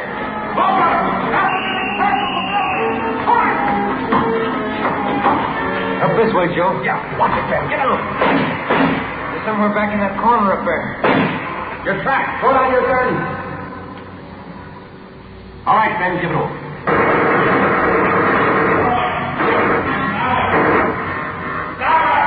Throw down your guns. Throw them down. Heard 3 of them. 6 of them. All right, now come on down with your head behind your head. Cover me, Ben. I'll frisk them. Right. You up on the end. Get your hands back of your head. All right, stand still. All right, next one. Go on. Clean. All right, look home. Watch him, John. All right, you. Rest of you, stand back. Keep your hands up. You all right, Joe? Yeah. 2 more guns on him. All right, you two, hold it. Here comes Chief. Yeah, I'll get these guns together. Lacombe, he's not much of a fighter. Not without a gun. The suspects were booked at different divisions to keep them separated. Emil Thurston and Lloyd Newton were taken to Hollenbeck Park and booked on suspicion of armed robbery and murder. John Lacombe was booked at Highland Park Jail on the same charges. The other suspect, who had been wounded in the escape attempt, was identified as Harold Steves, 19 years old. He was treated for a leg wound at Georgia Street Receiving Hospital and then transferred to the prison ward at the county hospital. During the next 2 days, each of the suspects was questioned individually. Thurston, Lacombe, and Newton would admit nothing. The 19-year-old Steves broke down and agreed to turn state's evidence. We took his statement to Chief of Detectives Thad Brown. Gentlemen, what did the boy tell you? Just about everything, boss. They pulled the drugstore holdups and they killed that dance hall owner, Walter Conroy. Which one of them? Well, the kid says Thurston shot him. He says Thurston's the gang leader. Good. You finally got a count on those guns you took off them? Yeah, 12 of them. Each one of them was ready to go, bullet in every chamber. Did you get a complaint from the DA's office yet? They were arraigned. Preliminary hearing set for Monday. Fine. You got them in jail. I'll put them in prison.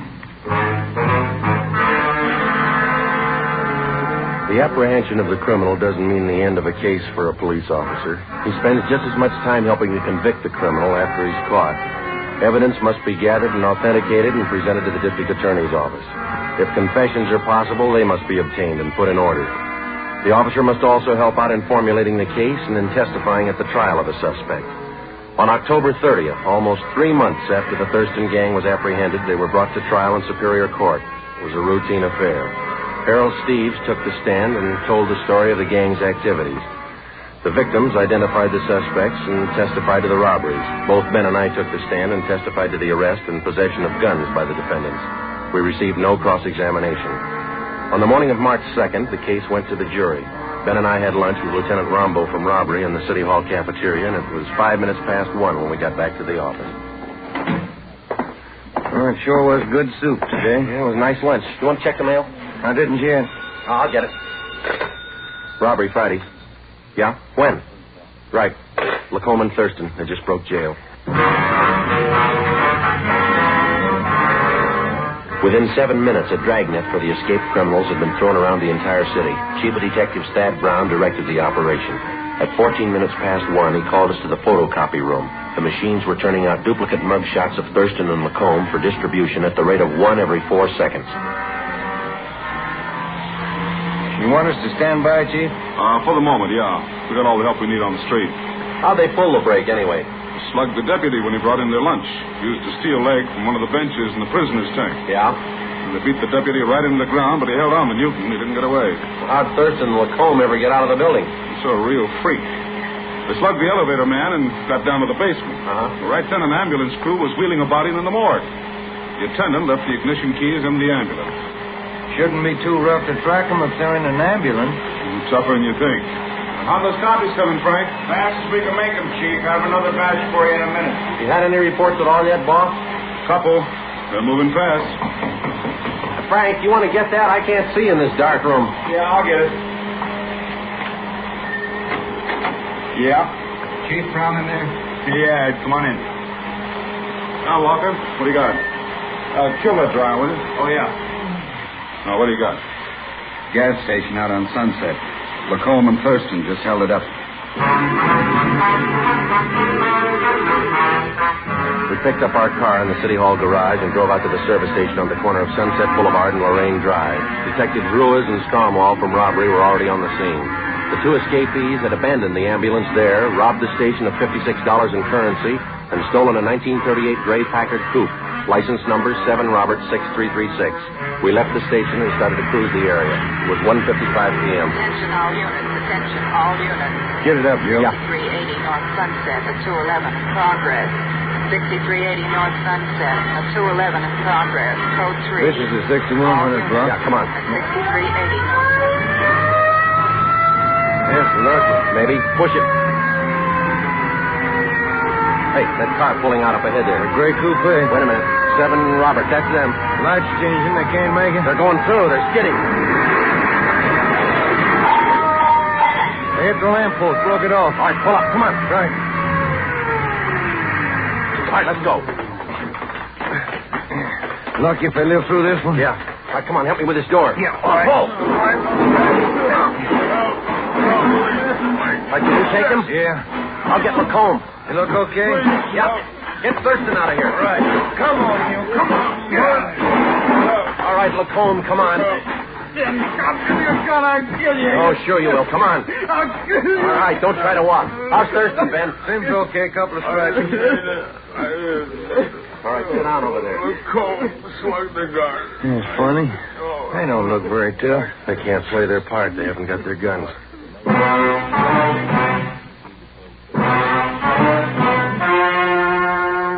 story you have just heard was true. Only the names were changed to protect the innocent. On March 3rd, 1947, trial was held in Superior Court, Department 91, City and County of Los Angeles, State of California. In a moment, the results of that trial.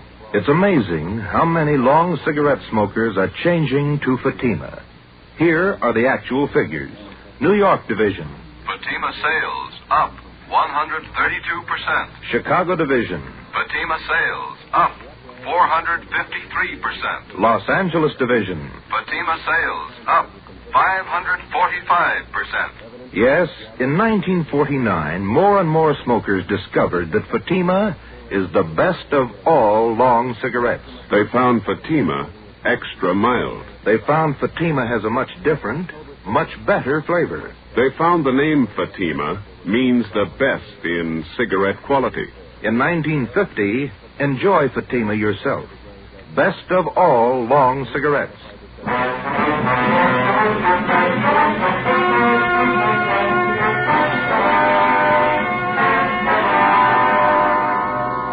Emil Thurston, John Lacombe, and Lloyd Newton were convicted of first-degree murder and robbery and sentenced to life terms. For turning state's evidence, 19-year-old Harold Steves received special consideration. As a result of the jailbreak, Thurston and Lacombe were convicted of assault and escape. They are now serving life terms in the state penitentiary. You have just heard Dragnet, a new series of authentic cases from official files.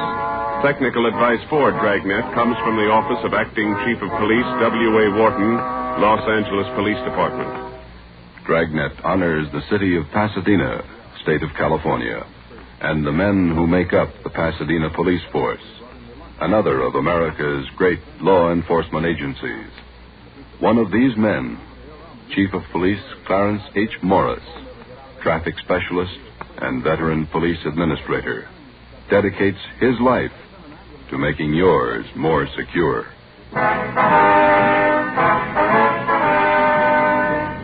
Fatima Cigarettes, the best of all long cigarettes, has brought you Dragnet, portion transcribed from Los Angeles.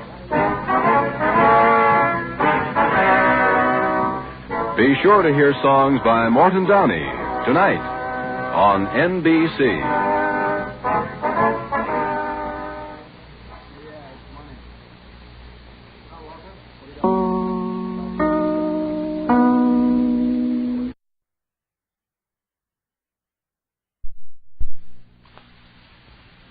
My name's Jeff Regan. I get 10 a day in expenses from a detective bureau run by a guy named Anthony J. Lyon. They call me the Lion's Eye.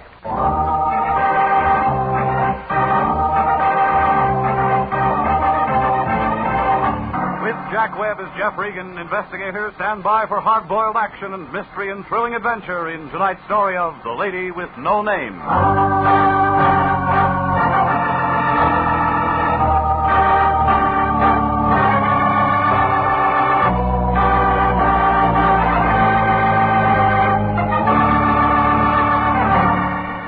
The next time you're out for a drive, pick up Olive Street along about the 700 block. You can't miss it. It's a big building made out of white granite. The Cosmopolitan Building. The man who built it is doing a long run up at San Quentin for graft. Anthony J. Lyon, the guy I work for, rents an office in that building. International Detectives Bureau, Suite 308. A couple of rooms with a connecting wastebasket. The Lion has the only desk in the office and a typewriter that Remington dropped from their catalog back in 1915.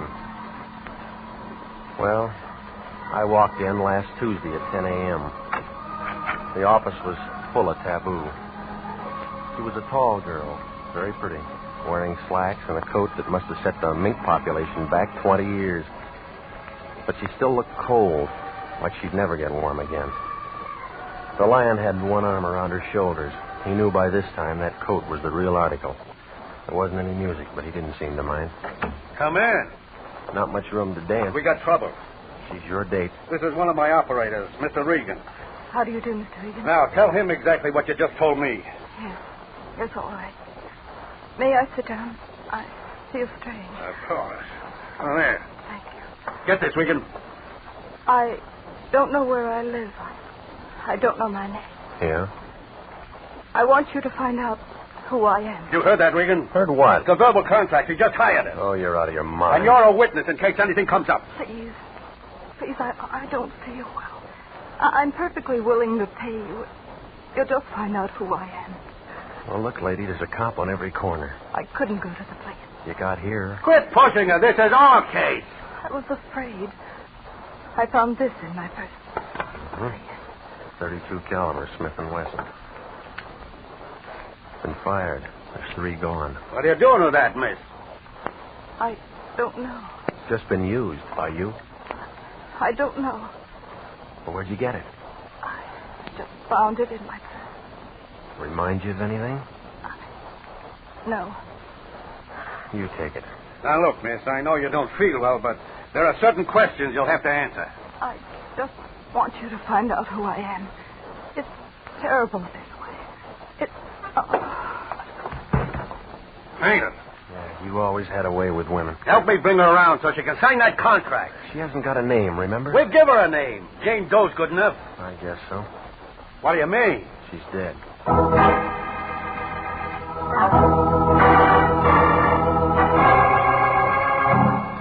The Lion just stood there. He looked sad, like a water buffalo caught in a drought. Well, when she rolled onto the floor, her purse went with her. It cracked open, and the stuff inside spilled out on the rug. There wasn't anything to tell us who she was. No comb, no makeup. Nothing but a house key and a receipt for a cab ride dated that day.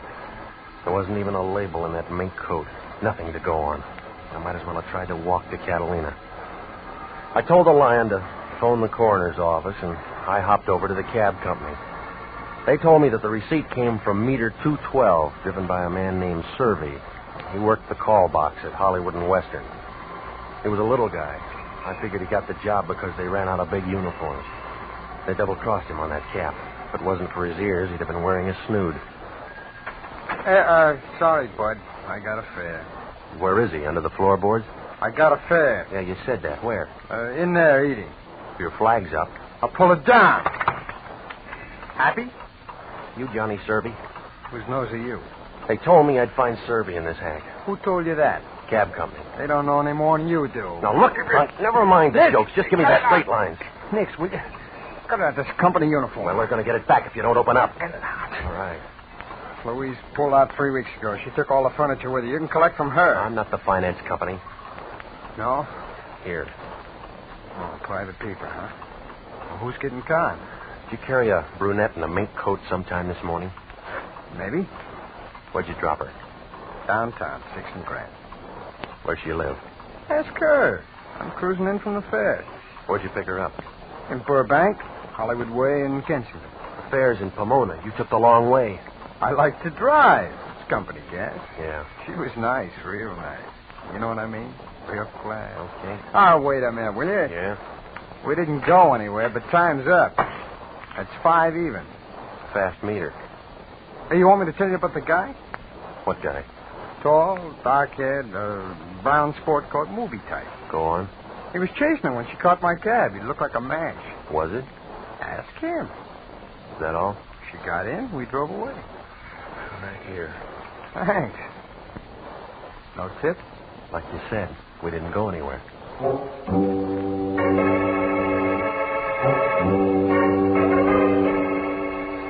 Ever have somebody drop a key in your lap and say, go find a door? Well, I drove out to Burbank and I began looking around for a good lock near Hollywood Way in Kensington. I figured that key I'd found in Jane Doe's purse would have to fit something. I made my letter on the 10th house. There was a for sale sign on it. I didn't see anybody around, so I unlocked the door and I went in. Outside of something that smelled like tar and kerosene, the place was empty. I was just about to turn around and leave when a brown sport coat slid into the room, movie type.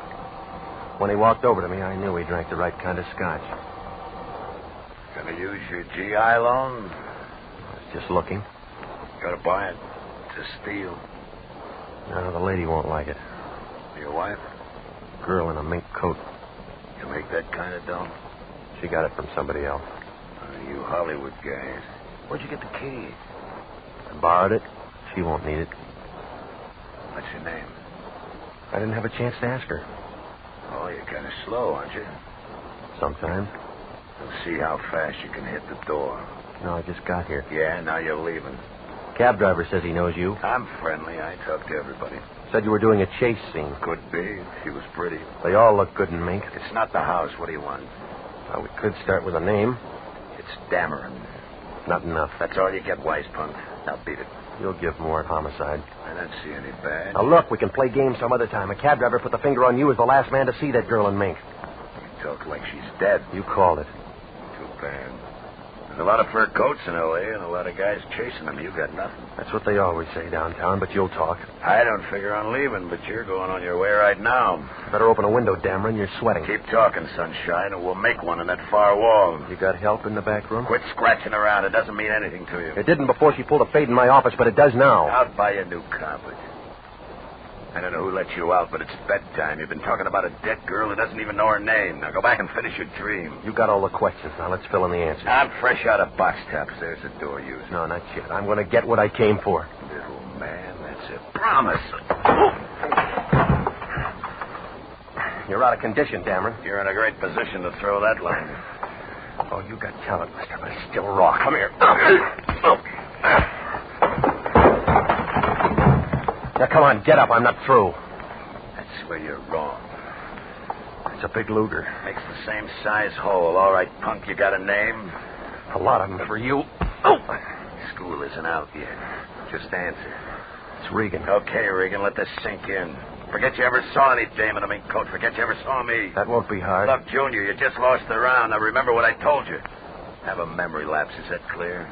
You made your point. Now blow. You always use a Luger? For close work. Well, then that 32 doesn't fit. What 32? The one that the girl was carrying. You got it? No, I gave it a homicide. Good. It saves me a trip downtown. You're not worried? No, I'm very happy. Huh? Today's my birthday. That's the reason you're walking out of here.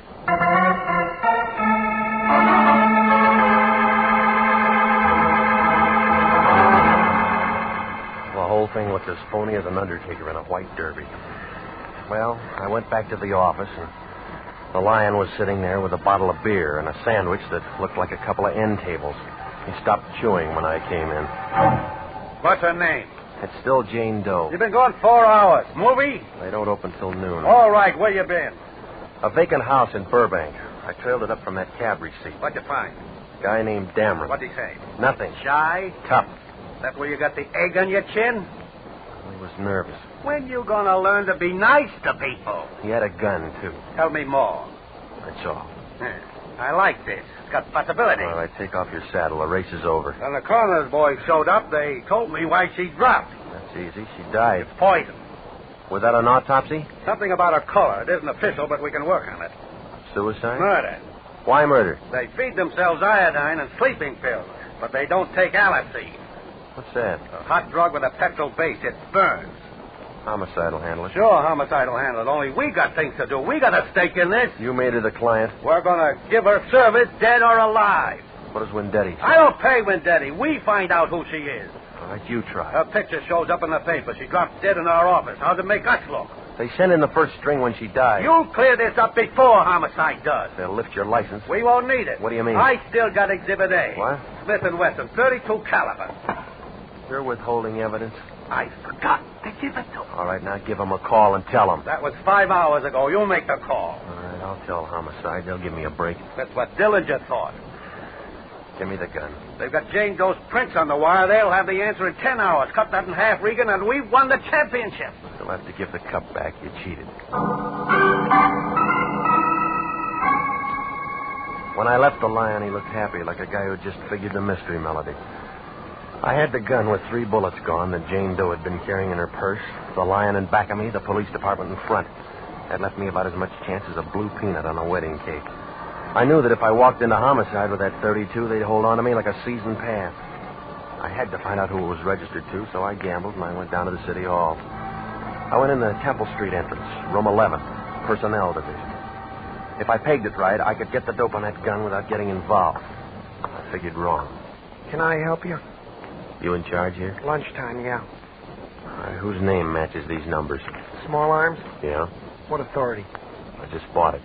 Want to know if it's clean? Yeah. Caliber and make? It's a .32, Smith & Wesson. Okay. Smith & Wesson, 32. Yeah, right here.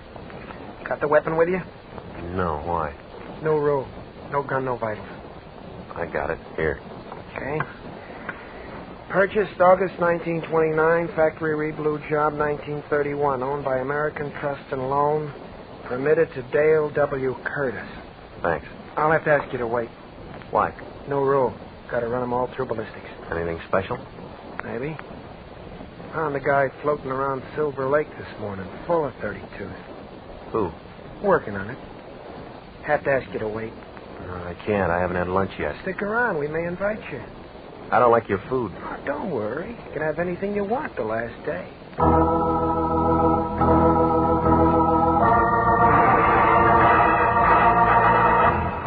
You're listening to the story of the lady with no name. Tonight's adventure with Jeff Regan, Investigator.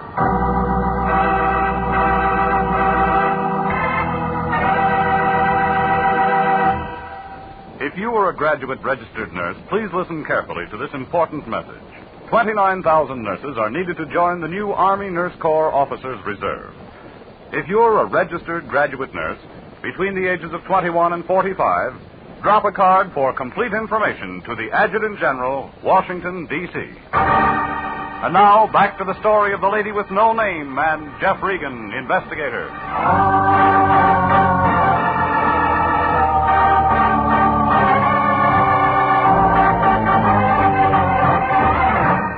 Well, there it was. The clerk took Jane Doe's gun and closed the door marked ballistic.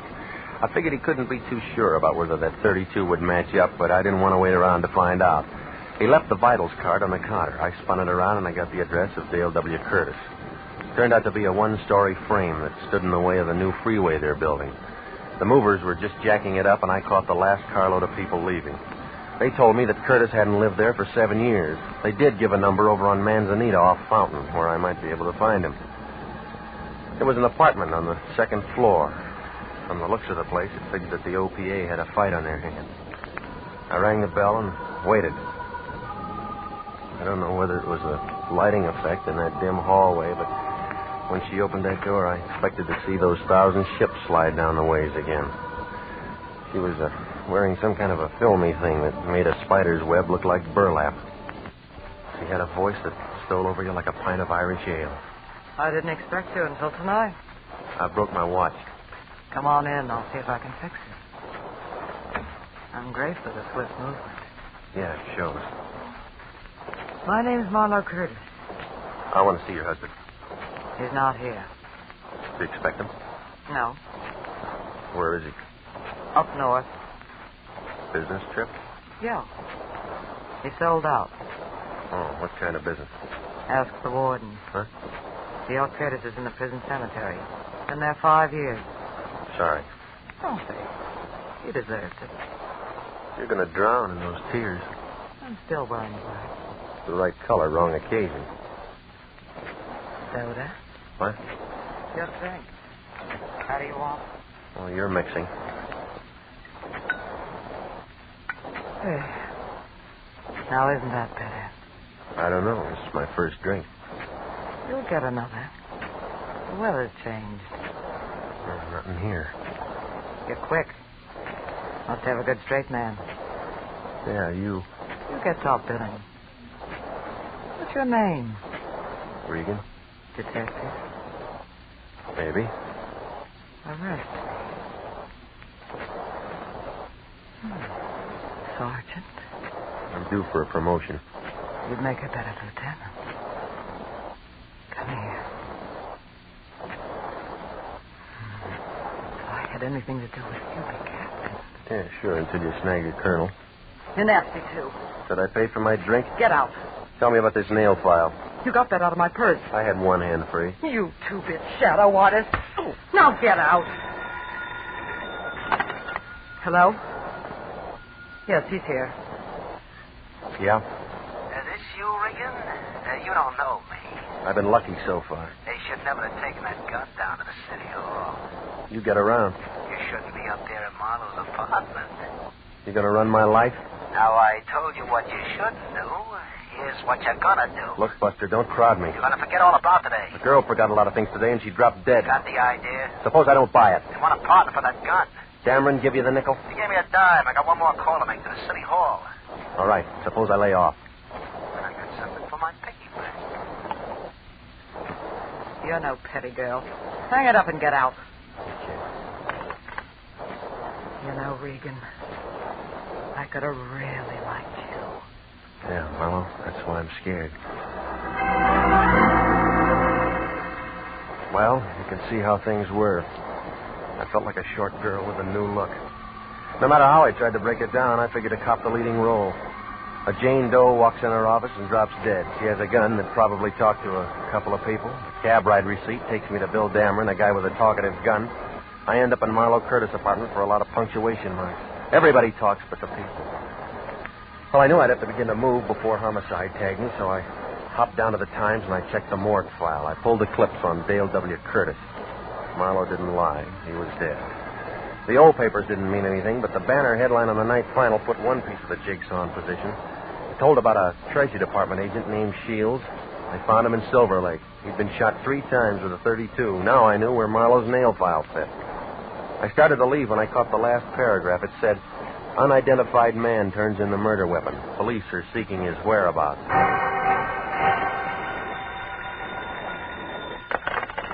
Yeah.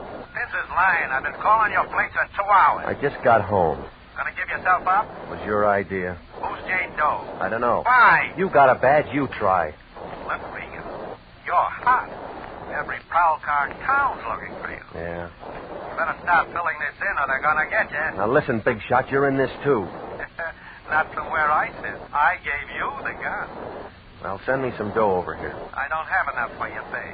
I need some money for cab fare. No petty cash in the office. Don't lie to me. What about that money you got out of Jane Doe's purse? What do you mean? She could have never got up there without cab money. Well, she must have lost it in the elevator. Look, I haven't got time to play games. Now send it over. How much do you need? $10 won't break you. Where you going to, Yuma? I'll expect it in an hour. Goodbye. Hello? Dameron. Always like your door. That wouldn't stop you. You'd crawl under. Come on in, fellas. It's drafty out there in the hall. You got a parade permit? Rodney, say hello to Regan. I already did on the phone. What about Slim? Hiya, Grogan. His name's Regan, isn't it, Big Mouth? Oh! Sitting right next to Rodney when he made that call to you, it was perfectly clear to me. Wasn't it clear to you, Big Mouth? Oh, Rodney told you to lay out, but you just had to get onto that newspaper, didn't you, Big Mouth? Yep. Rodney, Slim on the bed. All right, let go. Now, Regan, once more, they got a gun downtown. They got a dame and her prince are going to fit it. They got a stiff and that gun's going to fit him, okay? And I'll lay you off. You said that before. Rodney, Slim, hold his hands. Now, Regan, I know you understand me. I said all the right words. Maybe my punctuation's bad. Lay off. Period. Lay off. Period. All right, leave him in the bed.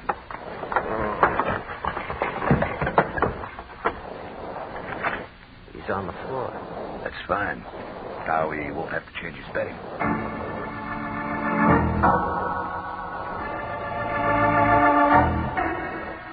Dameron was good.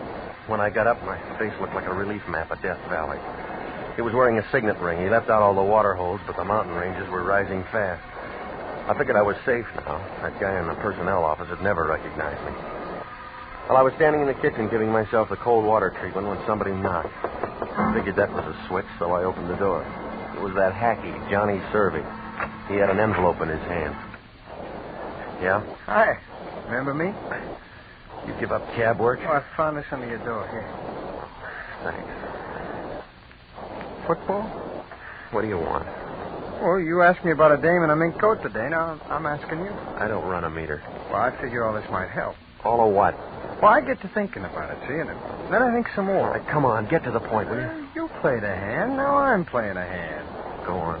Well, dames mean trouble, and mink coats, they mean double trouble. Yeah? Is it worth $5 if I remember another guy? Maybe.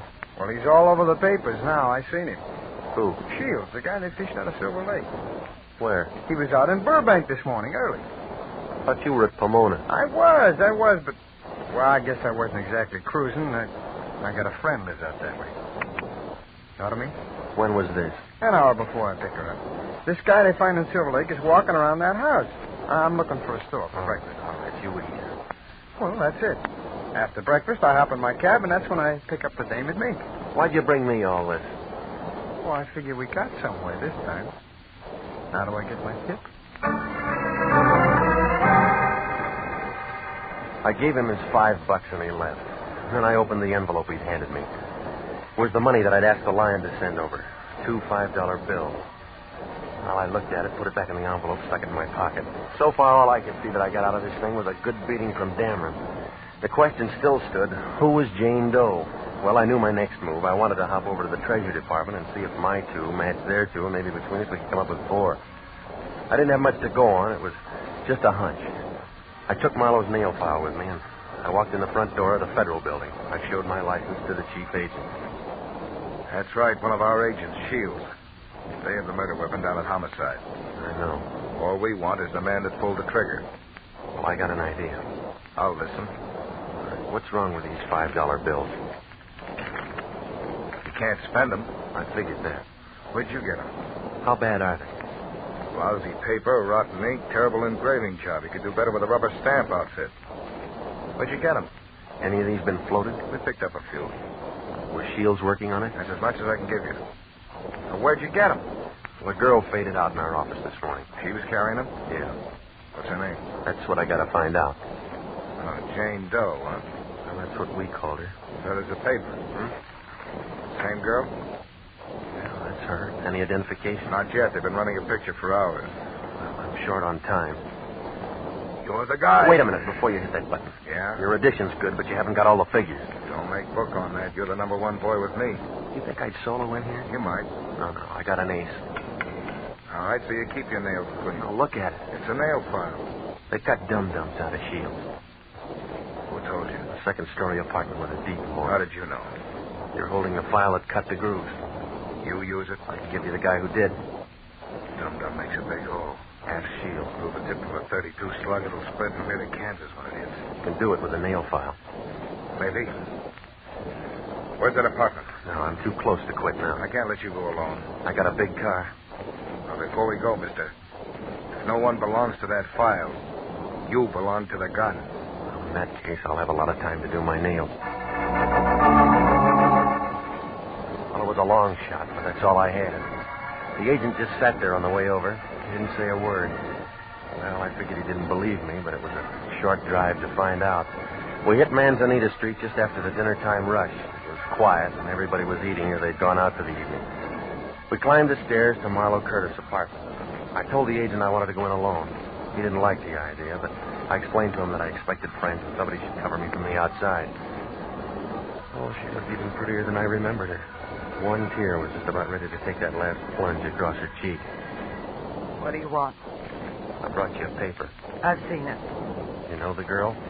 Yes. What's her name? Too late. For you, maybe. I gotta know. You wouldn't understand. Try me. You're still looking for things. No, not this trip. You didn't think I could cry, did you? No. I learned. Weeping over a nail file? I said you wouldn't understand. It split a slug in a treasury agent. I don't know. Well, I do, sis. You filed the groove. Shows you how many times you can be wrong in one day, Regan. Kind of cramped behind that screen, Dameron? Small apartment. Yeah. Always wanted to get the girls a bigger one, but Marlowe's getting tried. You're wrong, Dameron. Not anymore. You've been around Regan too long, Marlowe. Now you got a mouth just like his. Big. I just figured out what he's been trying to do. You putting brains on the market, too? Jane Doe he's been looking for was Evelyn. Your sister could have been a rich woman. Not with the kind of money you printed. You playing this scene for? I didn't count on murder. Evelyn forgot things. You killed her. It was no good. She couldn't tell the 5s from the 10s. I'm going to identify her. You know where that leaves me? Sure I do. And I'm going now. You'll have to walk through this Luger. Is that the same gun you used on the Treasury agent? You and Regan hardly got acquainted, didn't he tell you? Your sister did that for me. You're lying. That's Regan. The nail file. That's right. Dum-dums. Evelyn wanted to be sure. Rotten. Now get out of my way. Marlowe, don't try it. I'm going out that door. Not standing up. It was a real photo finish. Just as Dameron pulled the trigger, the agent kicked the door open and threw a couple of fast ones into him. I'd call it a dead heat, but you'd have to give the agent the edge. His first slug cut Dameron down like a blade of grass. I figured the second was for shield. Marlowe wasn't in a hurry anymore. Regan. I'll call the doctor. Don't bother. I thought too big now. You're hurt, baby. No. I got bigger. I almost made it. It was a good try. How's Dameron? He's all used up. Good. Regan. Do you think I'm as bad as him? No, baby. You just played on the wrong team. He was... Let's go. Yeah. From here on, it's a monologue.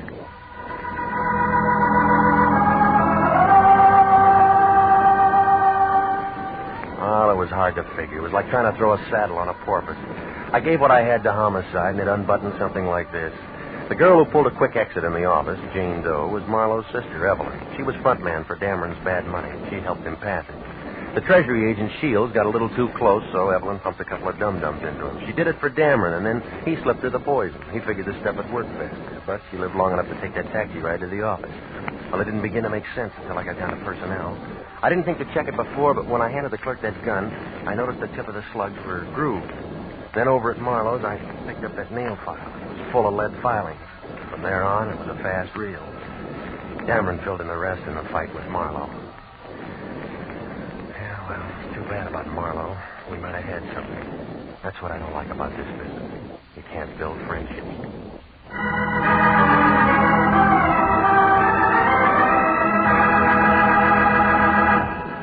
Jack Webb is featured as Jeff Regan, with Herb Butterfield as Anthony J. Lyon.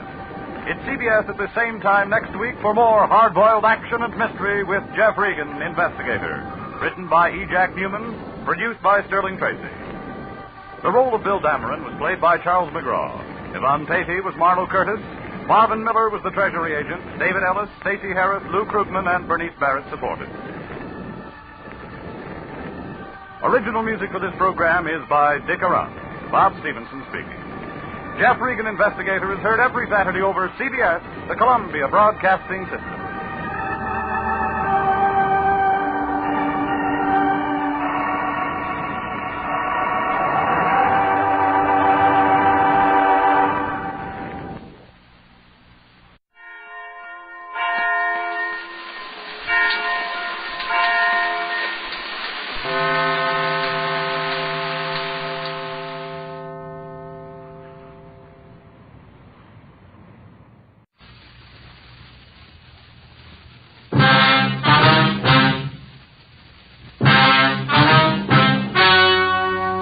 Ladies and gentlemen, the story you are about to hear is true. Only the names have been changed to protect the innocent. Fatima Cigarettes, best of all long cigarettes, brings you Dragnet.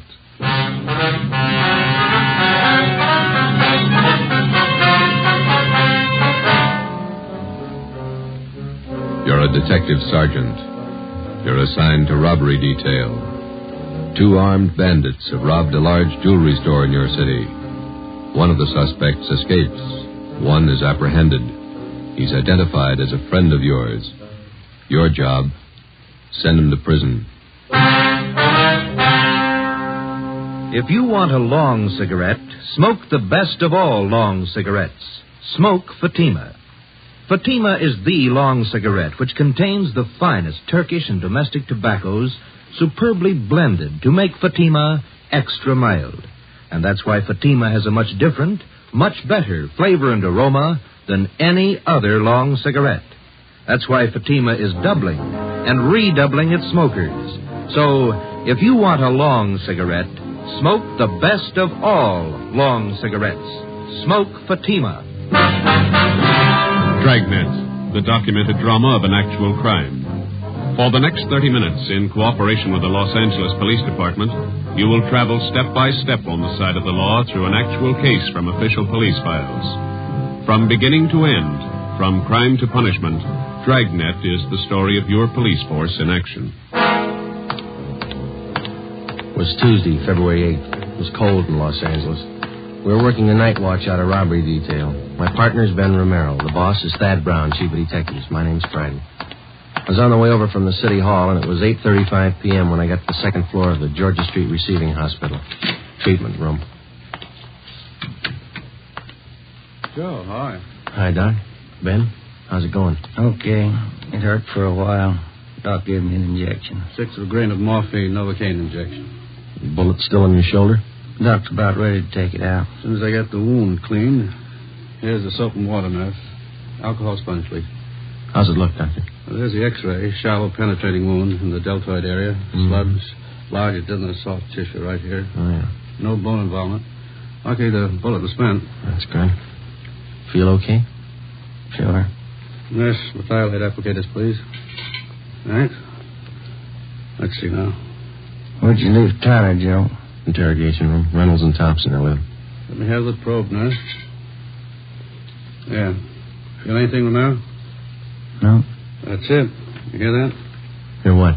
Located the slug with a probe. Oh. Nurse, faucet. Thanks. Here we go. Oh, steady. You call your wife?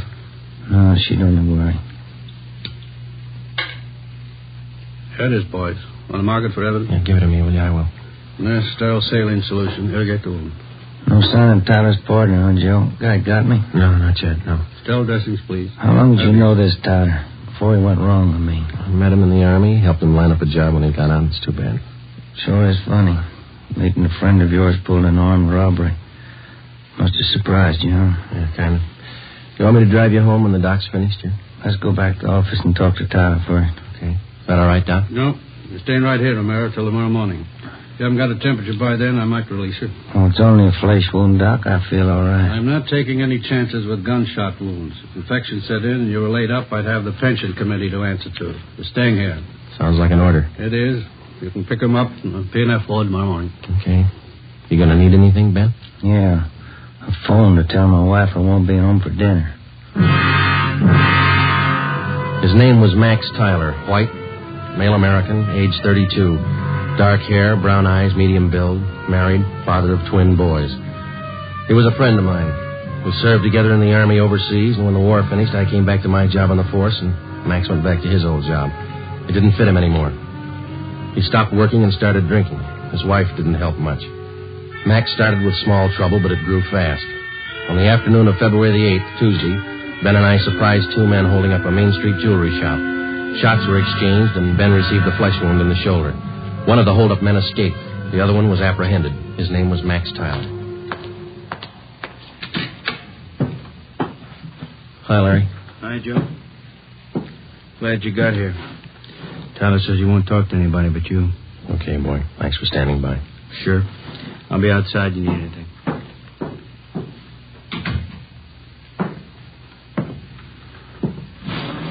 Max? Joe? You're in deep this time. You shot a cop. I didn't. This guy was with me. I didn't fire once. You were in on the job. Yeah. Then don't expect presents. I don't expect anything, Joe. Glad you came back. I don't want to talk to those other cops. I work in the same department they do. Same job. Well, it's easier to talk to you. What's your story? I was crazy to try it. No alibis, Joe, but I didn't know what I was doing. Believe me, I just didn't realize. I won't buy it, Max. You told me the same thing 14 months ago when they picked you up for those bum checks you were passing. Sure, I hung some paper, but I'm no hood, Joe. You know that. I was drinking. I needed dough for Dorothy and the kids. You gotta believe me. I need a break. You said that before, too. I went to bat for you. Got off with 6 months and 3 years probation. Now you turn up with another caper. I know, Joe. I know. I'm sorry. You're sorry once, Max, and it works, but one free ride's enough for anybody. Now, that's it. Did I say I wanted that kind of a break? I'll serve my time, Joe. I'll serve every day I owe. And then what can you tell me you couldn't have told the other cops? I want to ask you a favor. Yeah? I know you're going to hook me on this. So while I'm doing my time, Dorothy and the kids are staying with relatives out in Inglewood. If you'll... Well, just keep an eye on them, you know, Joe. I don't mean dough. Dorothy can work with... Kind of watch out for them, huh? Give them a break, Joe. It's not their fault. You do it, Joe? Yeah. Sure, I'll take care of it. Now, you do something for me. Anything you want, guy. Let's have the straight story. Who was the guy with you on that hold-up this afternoon? Cresta, George Cresta. You know him. Out of Folsom? Short guy, black hair? Yeah. He's got a room above the Red Owl Bar down on East 3rd near Broadway. That's where he hangs out. Where can we find Cresta now? Oh, maybe there. I don't know. I'll give you a list of the places he goes. Some of his friends I've met. He sure roped me in. Said there wasn't going to be any rough stuff. You were carrying an S&W 38? Sure. When they got outside the jewelry shop, Cresta jammed the gun in my hand. I had to put it away, get it out of sight. Believe me, Joe, he roped me into this. It sounds like an alibi, I know. This is your second time around, Max. It sounds like one. Okay, I got nothing coming. Don't forget about Dorothy and the kids. Huh? I promised you. Now, you want to give me a full statement on the hold-up now? Anything you say, Joe. I'll call for a stenographer. Joe. Yeah. I'm sorry. I am. I believe you. You got the feeling too late, that's all. Max Tyler was arraigned in municipal court 2 days later. Bail was set at $10,000. 3 days after that came his preliminary hearing in municipal court. At his arraignment in Superior Court, 5 weeks after he'd been apprehended, Tyler entered a plea of not guilty. A date was set for his trial in Superior Court. Meantime, the hunt for George Cresta, Max's accomplice, went on. There wasn't a sign of him. Our informants had no lead on him, and the all-points bulletin containing all the information we had on Cresta brought in nothing. On Monday, March 22nd, the trial of Max Tyler was held in Superior Court. Ben and I were subpoenaed to appear. The victim of the holdup, the jewelry store manager, was the first to testify. He was questioned by both the prosecutor and the counsel for the defense. He left the stand at 11:25 a.m. If it please, Your Honor. Counsel for the defense. Before the next witness testifies, I'd like permission to approach the bench. Permission granted. Counsel for the prosecution may also approach. Wonder what that's all about, Bill. Something's up. Hey, look. Judge is shaking his head. Public defender's going back to the counsel's table. Counsel for the defense. Your Honor, it is my client's desire to change his plea to guilty. Defendant rise and face the court. Max Tyler, is that your true name? Yes, Your Honor. On the 12th day of March of this year, in Superior Court, Department 83, City and County of Los Angeles, State of California, you have heretofore been arraigned on the charge of robbery in the first degree. And At that time, you pled not guilty to the charge in question. Is it now your desire to change that plea? Yes, sir, it is. You've reached this decision of your own free will? Yes, I have. There's been no force employed, no promise of gratuity or reward to induce you to reach this decision? No, sir. Counsel for the prosecution. Yes, Your Honor. Max Tyler, on the 12th day of March of this year in Superior Court, City and County of Los Angeles, State of California, you are arraigned on the charge of robbery in the first degree. That time you entered a plea as set forth in this information. How do you now plead? Guilty or not guilty? Guilty. Is it stipulated that at the time of the commission of the robbery, the defendant was armed with a deadly weapon, to wit a revolver? So stipulated. Court that fixes the degree of robbery is robbery of the first degree. Your Honor, in the interest of justice, the people move to dismiss count 2, assault with a deadly weapon. At this time, Your Honor, the defendant waives time for sentencing and asks that he be sentenced immediately. Just a moment. Max Tyler, it's the judgment of this court that on the 8th day of February of this year, you did enter the premises at 23108 East Main Street in the city, and there did attempt the felonious taking of personal property in the possession of another from his person and immediate presence and against his will. Further, said attempt was made while you were armed with a dangerous and deadly weapon. Tyler, this court finds you guilty of robbery in the first degree. Count 2 is dismissed. Does it, Joe? Decision of this court that you be returned to the county jail. The sheriff will transfer you to the state penitentiary where you will serve the sentence as prescribed by law. Court recess for 15 minutes. Hey, Joe. Miss Tyler over there, she's taking it pretty hard. Yeah, come on, we better go see her. Hello, Dorothy. I love him, Joe. What am I going to do without him? Children. I'll give it you straight, Dorothy. You didn't do much to keep Max out of this. You drank right along with him. You don't Joe, deserve those kids. That's my opinion. Please, I know it. Don't make it any harder. Don't. I'll do anything I can for the kids, Dorothy. That's all. What am I going to do without him? I can't be all alone without Max. It's not right. It's not right. Neither's armed robbery. Goodbye, Dorothy. Before the end of March, Max Tyler was delivered to San Quentin State Penitentiary, where he started serving his term. His wife, Dorothy Tyler, got a job as a telephone operator. She and her children continued living with their relatives down in Inglewood. I helped them out whenever I could. 6 months went by. Every 2 weeks, faithfully, Tyler wrote me a letter from prison. I answered most of them. While Ben and I worked on other jobs, the search for George Cresta went on. We failed to uncover a single lead. 10 months passed. Tuesday, January 16th, 1949, 4 p.m. I checked in for work as usual. Hi, Joe. Cold out, huh? Yeah. Did you pick up the mail? Mm-hmm. There's a letter in your box from San Quentin. Tyler, huh? How's he doing anyway? Good. Clean record. Got himself a pretty fair job in the prison library. Yeah. I talked to the warden up there. Says Tyler ought to be eligible for parole in about a year if he keeps his nose clean. You going to bat for Tyler again? I don't know. See what happens. How can you see anything in that guy? He's giving you nothing but trouble. Oh, a lot of people are giving him the same. Maybe that explains it. Not for me, it doesn't. I wouldn't trust him with dirty laundry. I get it. Robbery Friday. Joe, it's Dorothy Tyler. I got to talk to you. Yeah, Dorothy, what's the matter? I found Cresta. I saw him. What? George Cresta. I know where he is. I saw him downtown.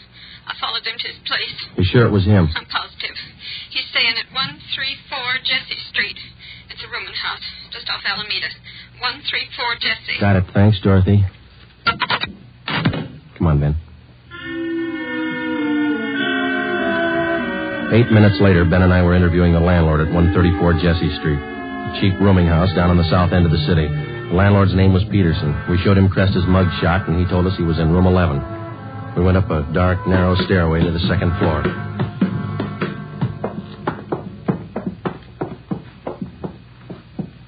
And here we are, number 11. All right, stand clear. I'll try the door. Mm-hmm. It's open. Yeah. Joe, have a look. He's asleep. He's passed out. Come on, slip the cuffs on him.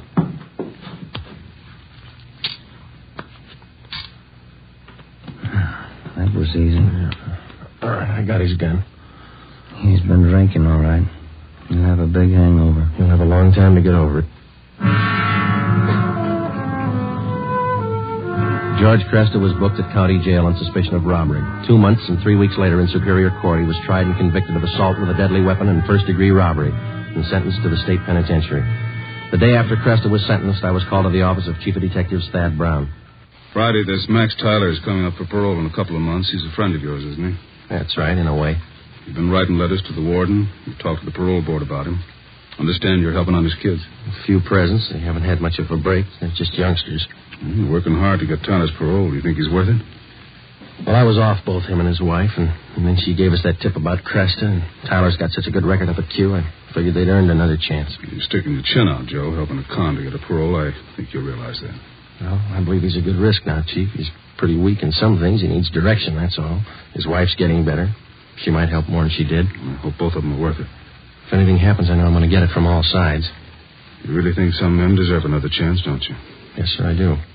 I wouldn't want you working for me if you didn't. 2 more weeks went by. Tuesday, April the 19th. Ben came down with a bad cold and had to lay off work. At the same time, a new gang started a hold-up campaign among the liquor stores out in the Wilshire district. A new rash of armed robberies broke out in the central area. There was an attempted bank robbery. It was a bad week. Ben got back to work on Saturday. Rough time, huh, Joe? Busy, yeah. Did you beat that cold all right? Sure, I feel much better. Doctor gave me some new medicine. Works good. Oh, that's fine. Maybe I'll knock off early tonight if nothing's doing. That's a good idea. Shouldn't be too much tonight. Teletype for you. Just came in. Oh, thanks, Larry. Sure. What's the matter, Joe? What is it? Max Tyler. He broke out of prison this morning.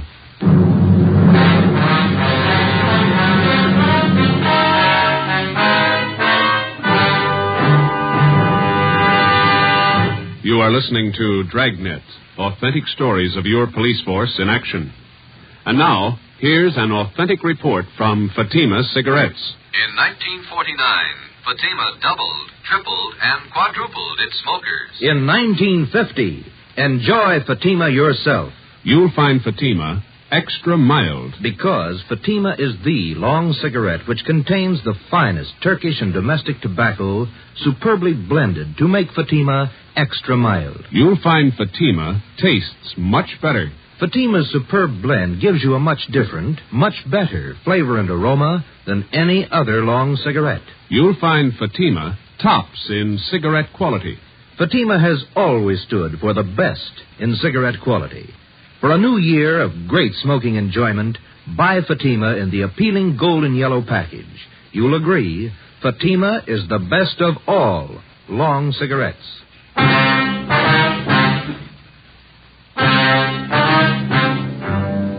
In the course of his career, the police officer is afforded 2 diverse views of the criminal.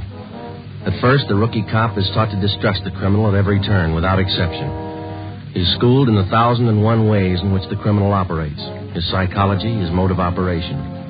Then, when he's thoroughly acquainted with the methods of the criminal and how best to detect them, the police officer starts to learn the most difficult lesson of all: how to distinguish between the confirmed criminal and the lawbreaker, in whom there is hope of rehabilitation. After 9.5 years of police work, my first experiment in this field was with Max Tyler. I'd given him 2 chances to prove himself, and he'd lost on both of them. So did I. 2 months before his parole hearing, which might have given him his freedom, Max Tyler had suddenly decided to escape. How he figured it, I didn't know, but it was my job to find him. At 5 o'clock that afternoon, Ben and I met in the Chief of Detectives' office. 2 officers, Holland and Grayson, from the State Adult Authority Escape Detail, were there. How did Tyler manage his escape, Grayson? Well, same old story. They figured they could trust him up there. He had a good job on the prison farm. They trusted him. When did they find out he was gone? On the early morning count. Have you checked his relatives out in Inglewood yet? Yeah, we have. We've got the home staked out. We're covering all the places we figure he might go. How about Mrs. Tyler? You get in touch with her, Friday? The relatives told us that she's on a weekend vacation with the 2 kids, staying with friends down at Laguna Beach. We got a call in to them. Should be hearing from them soon. I understand Tyler's a friend of yours, Friday. He was ready for parole. Yeah. I was trying to help him along. I thought the guy deserved a break. He didn't need you, Joe. He made his own. Well, he was feeling bad. You weren't the only one fooled, Friday. You had the prison officials buffaloed, too. Yeah, I know. I helped convince them. You got any leads on Tyler at all, Grayson? I mean, from the time he broke prison? Pretty strange. They traced him as far as Stockton, and then they lost the trail completely. The Stockton police in on the search? Yeah, sure funny. The guy has no money, no car we know of, no change of clothes. You figure he's getting help from somebody? Could be. Excuse me a minute. Brown speaking. Just a moment. You, Friday. Oh, thank you. Friday? Yeah. When? Where? Just a minute. Will you hold on, please? It's the Tyler's friends down at Laguna Beach. Mrs. Tyler there? No, she called them last night about 7 o'clock. Told them she'd changed her plans. She wasn't coming. She told them where she was going? She wanted to know which highway would take her to Stockton. We told the Tyler's friends in Laguna Beach to contact us immediately if they heard from either Mr. or Mrs. Tyler. We got out an APB on Dorothy Tyler, and then we drove out to interview her relatives in Inglewood. They told us that Mrs. Tyler had the 2 children with her. She had left their house at 6 p.m. the night before by taxi. As far as they knew, she didn't own a car. We talked with some of her friends in the neighborhood. The only thing they could tell us was that she had not borrowed a car from any of them. We drove down to the telephone exchange where she was employed as an operator, and we spoke with a manager, a Mr. Ralph Cartwright. I'm sorry, gentlemen. This is Mrs. Tyler's night off. Is there something I can help you with? When is Miss Tyler due back at work, Mr. Cartwright? Well, she's working the 10 to 7 starting tomorrow, due in at 10 a.m. Uh-huh. We understand that she's on a weekend vacation, huh? Yes, you see, today was payday, so she asked me if she could have her check ahead of time. Said she had to have the money for the weekend. Did you give her the check? Oh, my, no. I couldn't give her the check ahead of time. But I did do her a favor, just to help her over the weekend. What was that? I loaned her my car. We got a complete description of the car together with a license number and called the office. The information was broadcast to all units throughout the city and teletyped to all points in the state. Chief of Detectives Thad Brown ordered an immediate stakeout on the telephone exchange where Mrs. Tyler was employed. The stakeout at the home of Inglewood continued. Another day passed. We checked with the bank where Mrs. Tyler maintained her account. It was 10:25 a.m. when we got back to robbery detail. Gentlemen, what'd you find out? Miss Tyler closed her account 3 days ago, withdrew all her savings, $46.55. They're not going to go far on that. Any word about that car she borrowed? Teletype came in about an hour ago. They found it just outside Santa Barbara, abandoned. Anyone see the Tylers? No reports. I wonder how those poor kids are making out. Yeah. He must be crazy, and his wife, too. If she was going to help him pull an escape, why'd she have to drag the kids along? It's the way some parents figure, Friday. They owe their children nothing. The children owe them everything. Call for you, Friday. Take it on 2. Oh, thanks, Larry. Friday. This is Hopkins, Friday, on stakeout at the phone exchange. Yeah, Bert. Tyler woman came for a check. We got her.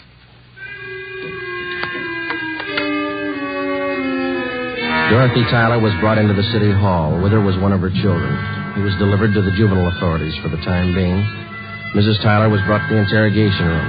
She refused to admit anything to the officers from the adult authority. She said she wanted to talk to me. I went in. She threw her arms around me and started crying. Joe, you won't let him get Max, will you? You won't let him. I'm after him as much as they are, maybe more. Where is he? I can't tell you. Why'd you do it, Dorothy? Why? Oh, you know why, Joe. You know why. I had to see him. I had to be with Max. It's a bum deal. You traded days for years. They can't get it. If I don't tell them where he is, they won't find him. They'll find him. He's got to eat, so do you and the kids. He has to go to work, and working with a gun is all he knows. He'll leave a trail. We'll find him. Children. What have they done to the children? Where's Jimmy? They're taking care of him. That's more than you did. Where's your other boy, Vance? With Max. Max has him. Oh, that's fine.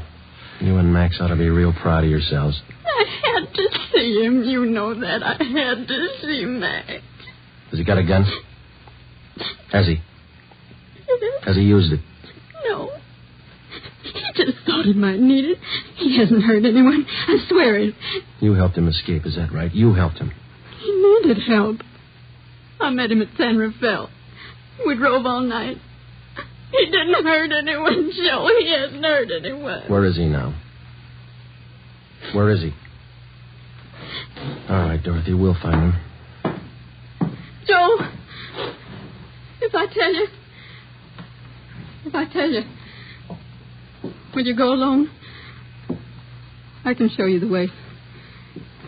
Will you go alone? Yeah. All right. I'll take you to him, Joe.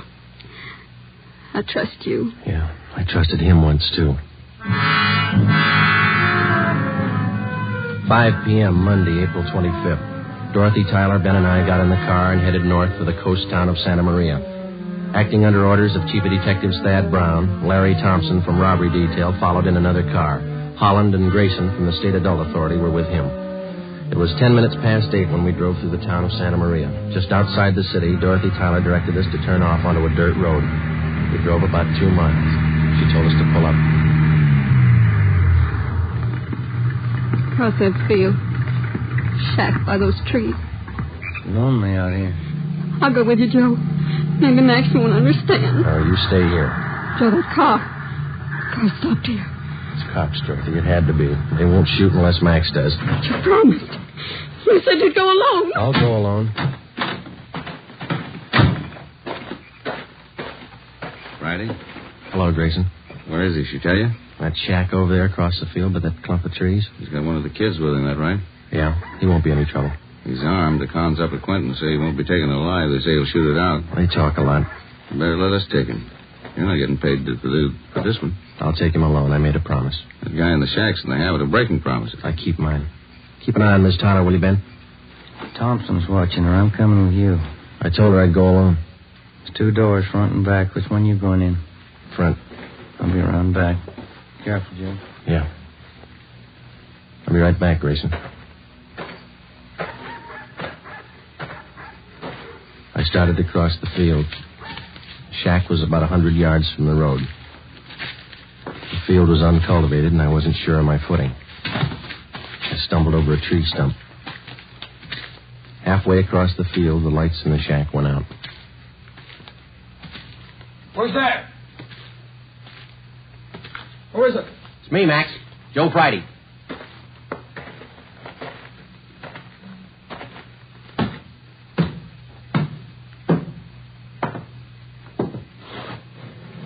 Max?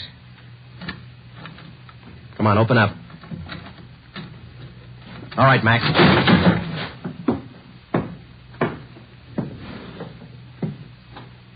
Why the gun, Joe? I never thought you'd take me with a gun. I never thought I'd have to kick down a door to get you. You've changed a lot, Max. How'd you find me, Dorothy tell you? Where is she? Outside. Your boy over there, Vance. He's sleeping. He's okay. Put out your hands. Put out your hands. Oh. I'm sorry, Joe. Yeah. You've been good to us. I won't try to explain. Neither will I, Max. Come on.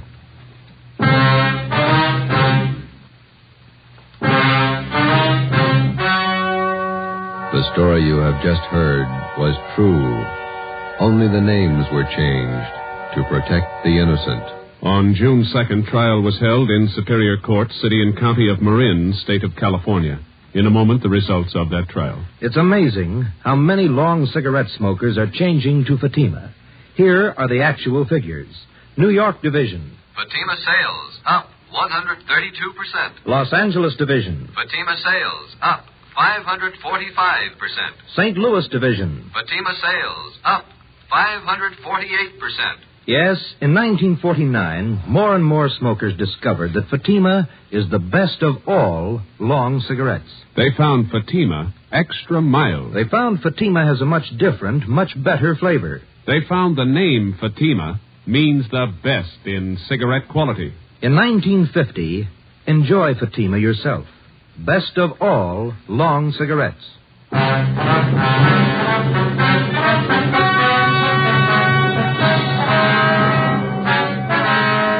Max Tyler pleaded guilty to the charge of escape and was sentenced to the term as prescribed by law. He was returned to San Quentin and then transferred to Folsom Penitentiary, where he is now serving his sentence.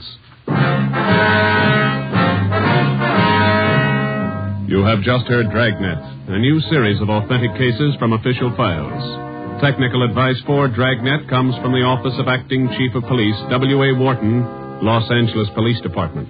Dragnet honors the state of California and the men of the California Highway Patrol, another of America's outstanding law enforcement agencies.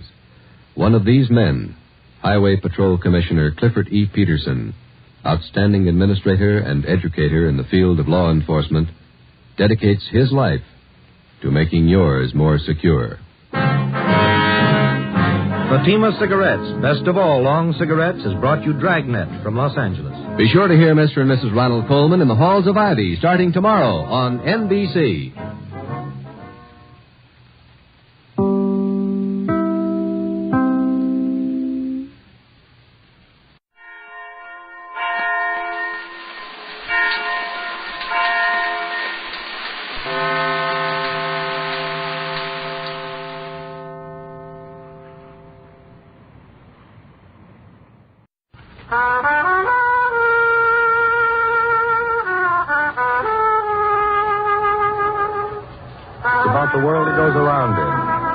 about the big music and the big trouble and the big 20s. So when they ask you, tell them this one's about the blues. Pete Kelly's Blues.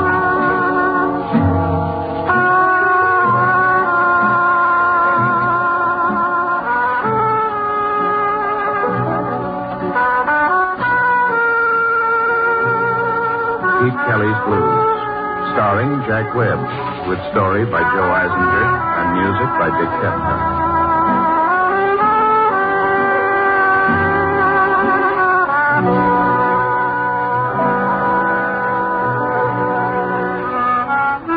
My name's Pete Kelly. I play cornet. You'll find us at 417 Cherry Street, Kansas City. It's a standard speakeasy. The whiskey matches the color of your money. It's a fairly quiet crib, never any real serious trouble. The competing torpedoes in town regard it as a sort of a neutral zone, a place to meet and maybe talk things over before going to the gun. The Switzerland of Kansas City. The lease is owned by George Lupo. He's a fat, friendly little guy who has only two things in his life, dollars and cents. We start grinding every night at about 10, and we play till the cash register tape gives out. But that's all right with us. He lets us play the kind of music we like and pays off with a smile. Sometimes we even manage to get a few bucks. The last night we were dragging through the lull hour of the first set when the distinguished old guy came in. I'd seen him in the place many times before, always with the Dutchman and two or three of the Dutchman's guns. He'd sit at their table, letting their whispers float around his gray hair, never taking part, just sit quiet, gaining slowly on the open bottle in front of him, staring at a point that probably didn't exist. This was the first time I'd seen him without the Dutchman. He started to sit at the usual place, hesitated, looked around the half-filled room, took the small table in the corner near the bar. He smiled up at me as he poured his first drink. There was nobody behind it. We went into the wind-up.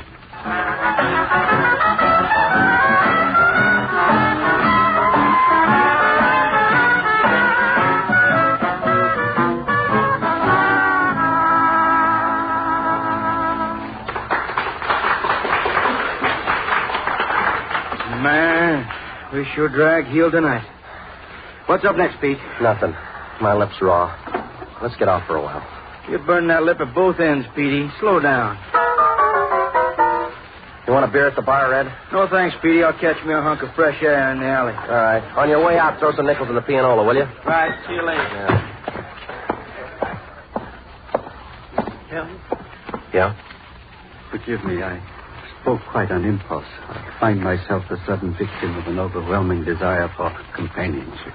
Yeah. I see you're alone tonight. I'm alone every night. Well, please sit down, if only for a minute. All right. Thank you. What will you drink? A little of that ginger ale will do fine. You expecting your friends? That's the one thing I can count on tonight, the arrival of my friends. I should like to compliment you, Mr. Kelly. On what? Your music. I must confess I don't really understand it, but I do understand and recognize one thing, faith. You play your cornet as though you believe in it. Thanks. That is a priceless thing, Mr. Kelly. Faith and the belief in something. Never lose it, sir. Because when you do, you're lost yourself. Yeah. Well, No, please. Just sit another small minute. All right. I lied to you, Mr. Kelly. I told you I wanted companionship. No. What I really want is an audience. There are so many things I want to say and so little time left in which to say. Sounds like you're about to get married. Have another drink, huh? You think I'm drunk, don't you? Well, you're right. I am. But not on whiskey. Yeah. You're scared, aren't you? Is that it? Yeah. Feel my heart. Expending enough energy to power a modest side jam. What are you afraid of? All evening I've been asking myself that same question. What am I afraid of? Surely it can't be the loss of life. And yet... You sick? With a disease for which neither man nor magician has yet been able to effect a cure. The wrath of a killer. You're a target. Is that it? I, as you so graphically put it, am a target. A Dutchman? A Dutchman. Look, I don't make this. Right now, you should be 2 yards the other side of Baffin Bay. Streets are lined with the Dutchman's guns. But you gotta make a pass at it. You can't just say, okay, here's my head with a 50-cent cigar in it. Don't you want to live? I thought not. My adrenals refuse to concur. Look, isn't there somebody to help get you out of town? A friend? I have no friend except the Dutchman. The law? Yeah. Now, look, I gotta get back up there. Take this key. Hotel George, around the corner. Go up to my room. There's no reason for him to look for you up there. We'll think of something. Do you think so? Do you really think so? Now, look, we're gonna try. If we can't, we'll need 2 50-cent cigars. Now, go on.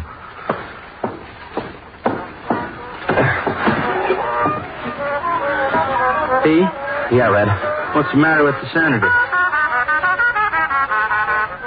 Nothing 1,000 miles won't cure. All right. Let's do goose pimples. All right, everybody ready?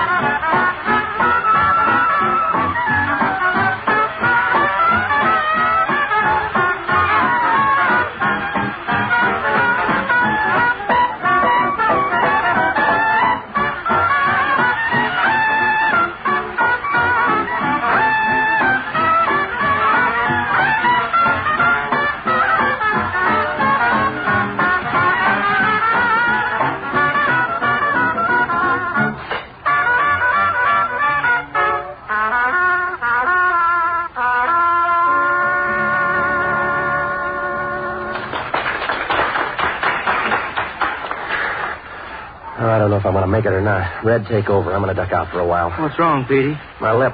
It's starting to limp. Uh-oh. Here comes trouble. Mr. Kelly?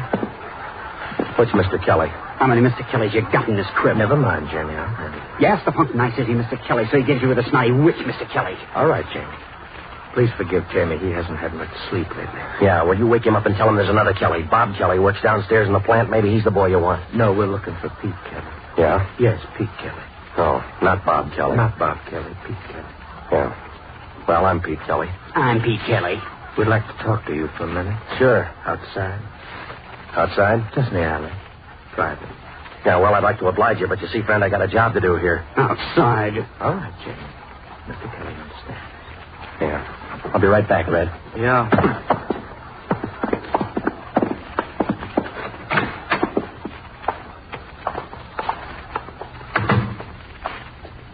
Smoke, Mr. Kelly?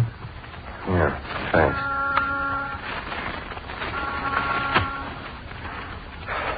Thank you. You're welcome.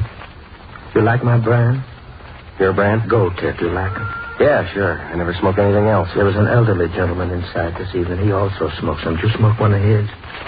Elderly gentleman? Yes, about 55, my height, gray hair, blue eyes. He sat at your table. He had a nice drink with him. You smoked a cigarette of his. Sorry, I haven't seen anybody all night. All right, Terry, let's get to it. Stop with the circle talk. Easy. We got the rumble you was talking to. Well, you're wrong. Well, you... All right. Go on me. That's enough. Yeah, all right. Now, you listen, Junior. The next time you put your hands on me, you walk away without them. You deserve that, Jamie. You have to learn when to and when not to. Jamie's young, Mr. Kelly. He thinks he has to make his reputation in one night. Can he be friendly? Can he be nice? Can he be honest? Why can't he tell us the truth and let us go about our business? That's fair enough. Isn't that fair enough, Mr. Kelly? Isn't Jamie right this time? Yeah, sure. Seems to me he's being fair. Seems to me he's right this time. I'm always fair. I just asked for cooperation. That's it. That's all. That's all we ask. Just cooperation. And, mister, you're going to cooperate. Army surplus, mister. This gun's been to France and back. What do you want? Small hunk of truth. You sat and talked to this gentleman? You see? He ain't going to cooperate. Yeah, I talked to him. What about? This and that. What's this and what's that? Music. What else? Horses. What else? Women. What else? That's all. You're lying. Terry says you're lying. He knows it's his business to know. Music, yes. Horses and women, no, not him. You're lying. He was drunk. How drunk? Drunk enough to talk about horses and women. What's his name? He didn't say. Where's he now? I don't know. You saw him go? I left him at the table. All right. That's it, Terry? For now. Mr. Kelly says he doesn't know where he is. Maybe he's telling the truth. You got it all. But if you're lying, Jamie's going to come back and see you alone.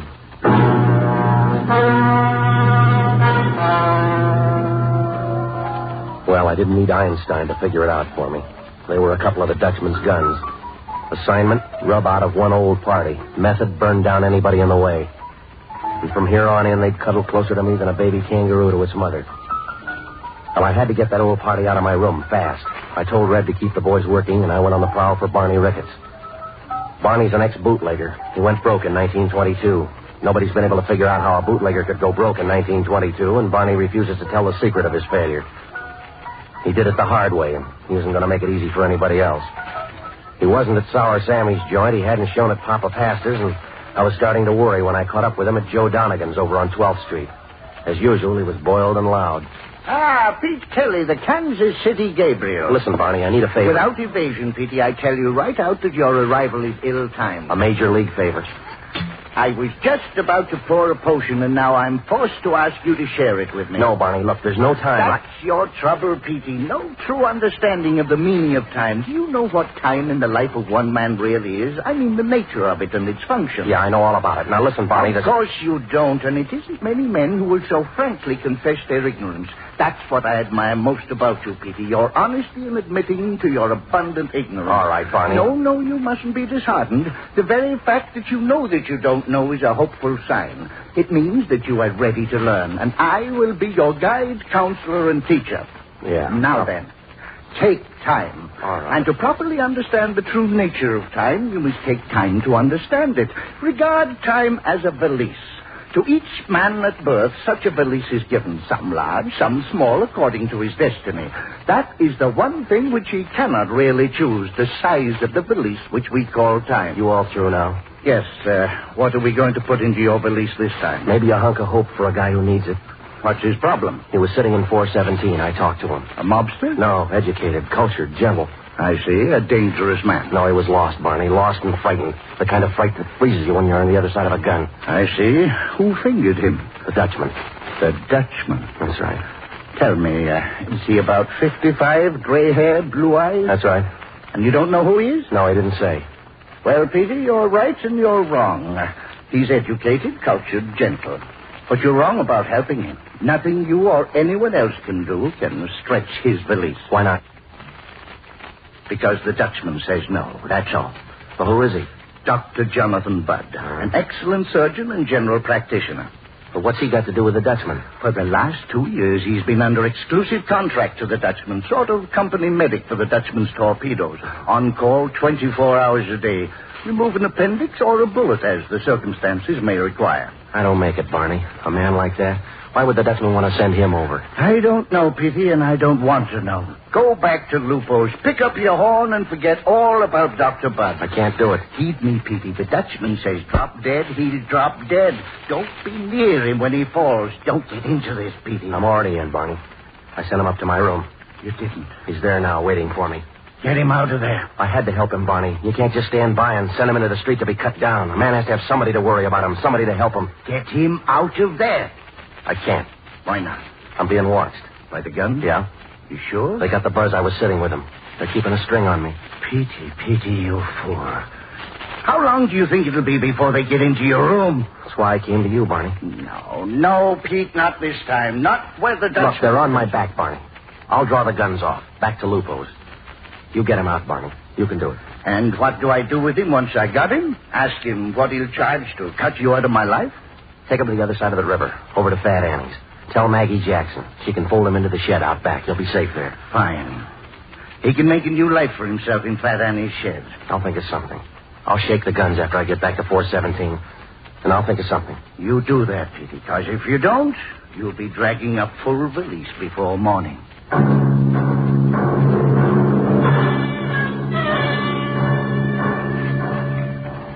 Well, I scuttled back through the streets, back to 417 Cherry. The guns were right behind me.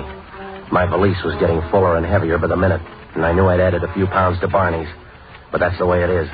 The guy drifts into your life, holds out a finger for help, and you take hold, and you're near to drifting out of it with him. But what can you do? You gotta take hold, or you don't sleep so good anymore. Well, Lupo glared at me with his "what am I paying you for" glare as I ducked into the joint. I started for the bandstand, and I didn't get past the bar. Mr. Kelly? Yeah. I've been waiting for you. Yeah? Could I talk to you? Oh, go ahead. I'm listening. Someplace alone? What about? It's about my name's Mary Budd. Oh, come on, behind the bandstand. Thank you. Let's go, Petey. Lupo's just docked us another fin. I'll be right with you, Red. Yeah. All right. I was told you saw Saw who? my father, Lots of fathers come in here. Who's yours? Dr. Budd. Dr. Jonathan Budd. You drive a car? Yes. Your license with you? Yes. Let me see it. Thanks. All right. Now pay attention. Your father's in trouble. The big trouble. Why?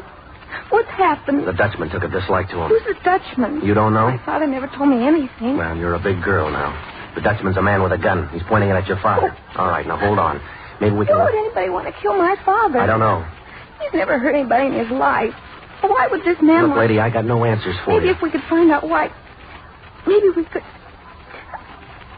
Are you sure you have no idea? All I know is the Dutchman said drop dead. There's no court of appeals for that. Yes. I understand now. But we still got a chance. It's skinny, but it's there. Where's my father now? He's being taken across the river. Fat Annie's place. Boulder Road. Is your car out front? No, I left it downtown. Good. Go get it. Make sure you're not tailed. Go to Fat Annie's. See Maggie Jackson.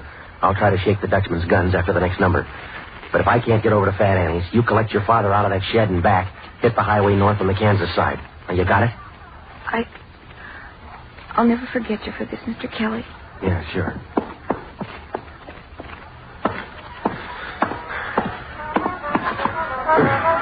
All right, let's settle down. Settle down, huh? What's up? Newlyweds in from St. Joe been asking for a cornet solo for an hour. All right, what do you think? Well, how about Pigeon-Toed Joe? Oh, my lip and you asked for that? All right. All right, Pigeon-Toed Joe. You got it? All right. I'll give you the pickup.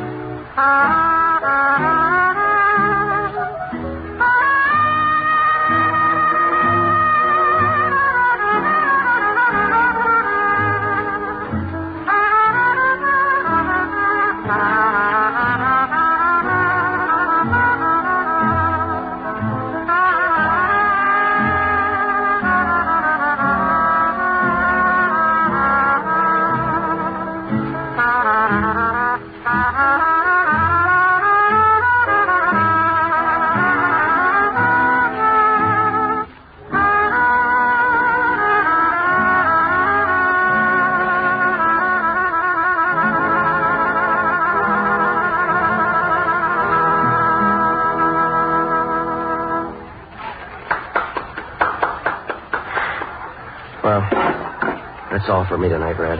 Let me see that. Huh? Yeah, you ain't fooling. Your lips bleeding. We'll do the next set without me, huh? Oh, man, that Lupo, he's sure making the deducts tonight. Where's the Erskine Park, Red? Around on 10th Street. You better put the top up. Looks like rain. Yeah, all right. How long you gonna be gone? Huh? I said, how long you gonna be gone? Depends on how much room is left in my valise.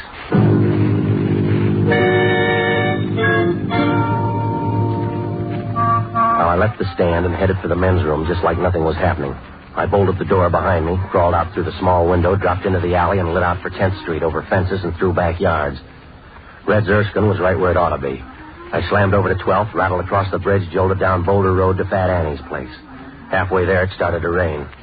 Inside Fat Annie's, business was slow. There was nobody there. Maggie Jackson was making for her piano when I got inside. Hi, Pete. I'm glad you got here. We got a tenant in the shed out back. Yeah? Yeah, with a short-term lease. Just a minute, Pete. All right, Ray.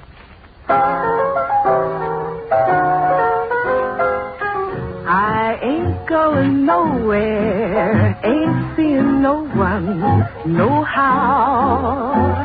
'Cause love and I are parting, starting now.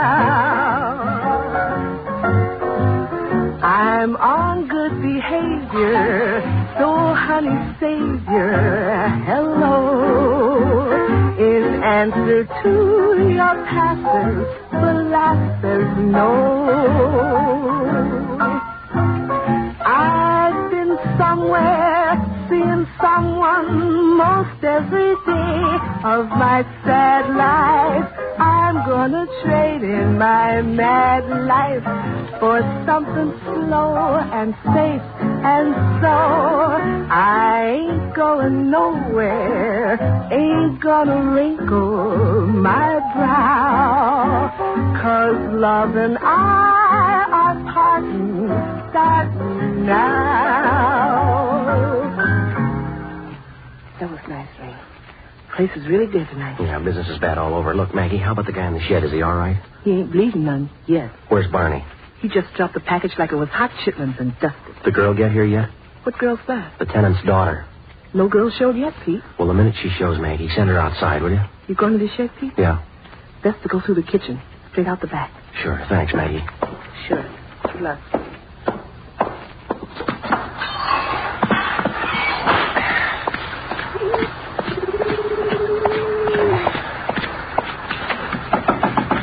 Doc, it's Kelly. Pete Kelly, Doc. Come in.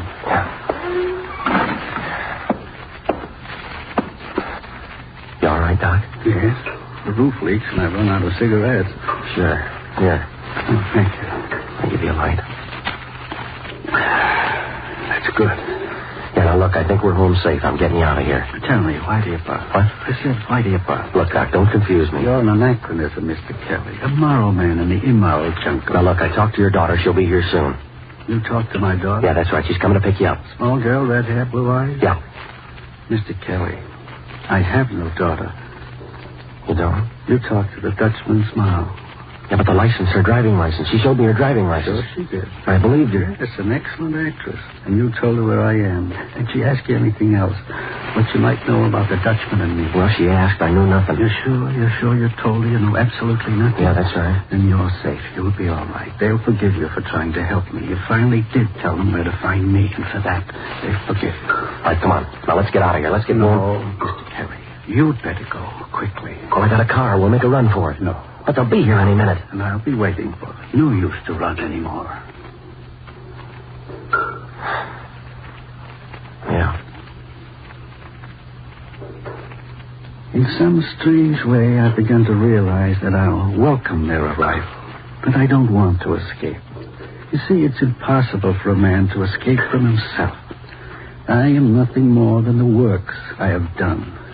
It is those works which decide the ultimate fate of a man. Mine, and rightly so, are about to kill me. No, we cannot escape from what we have made of ourselves. Yeah, but look, you can start all over again. There have been others like this before. They ran, took the chance, and ran. Strange. Things taught me in my youth. Things unremembered for years.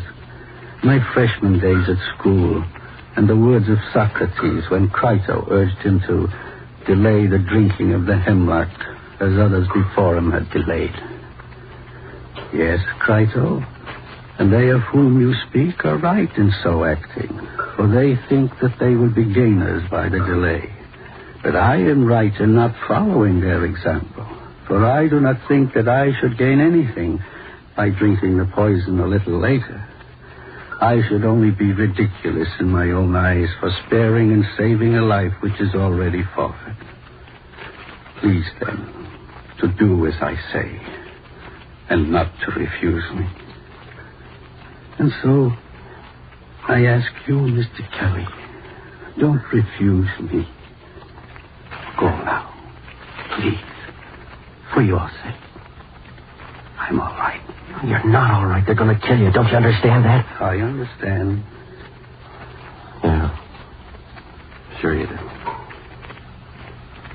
There's nothing more I can do? Nothing. Except perhaps a cigarette. Sure. Take the pack. No. 2 will do. Yeah. Goodbye, Kelly. Goodbye, Doc. Kelly. Yeah. Please leave the door open. Yeah.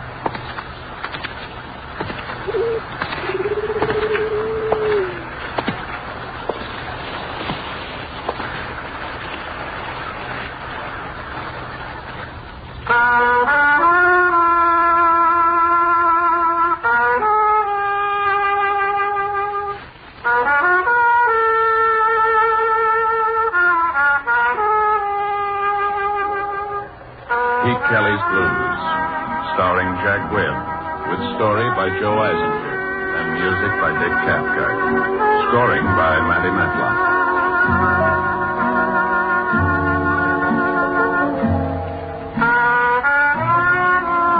The music of Pete Kelly's Big Seven and Maggie Jackson is now available on phonograph record. The proceeding was transcribed. Now join the great Gildersleeve on NBC.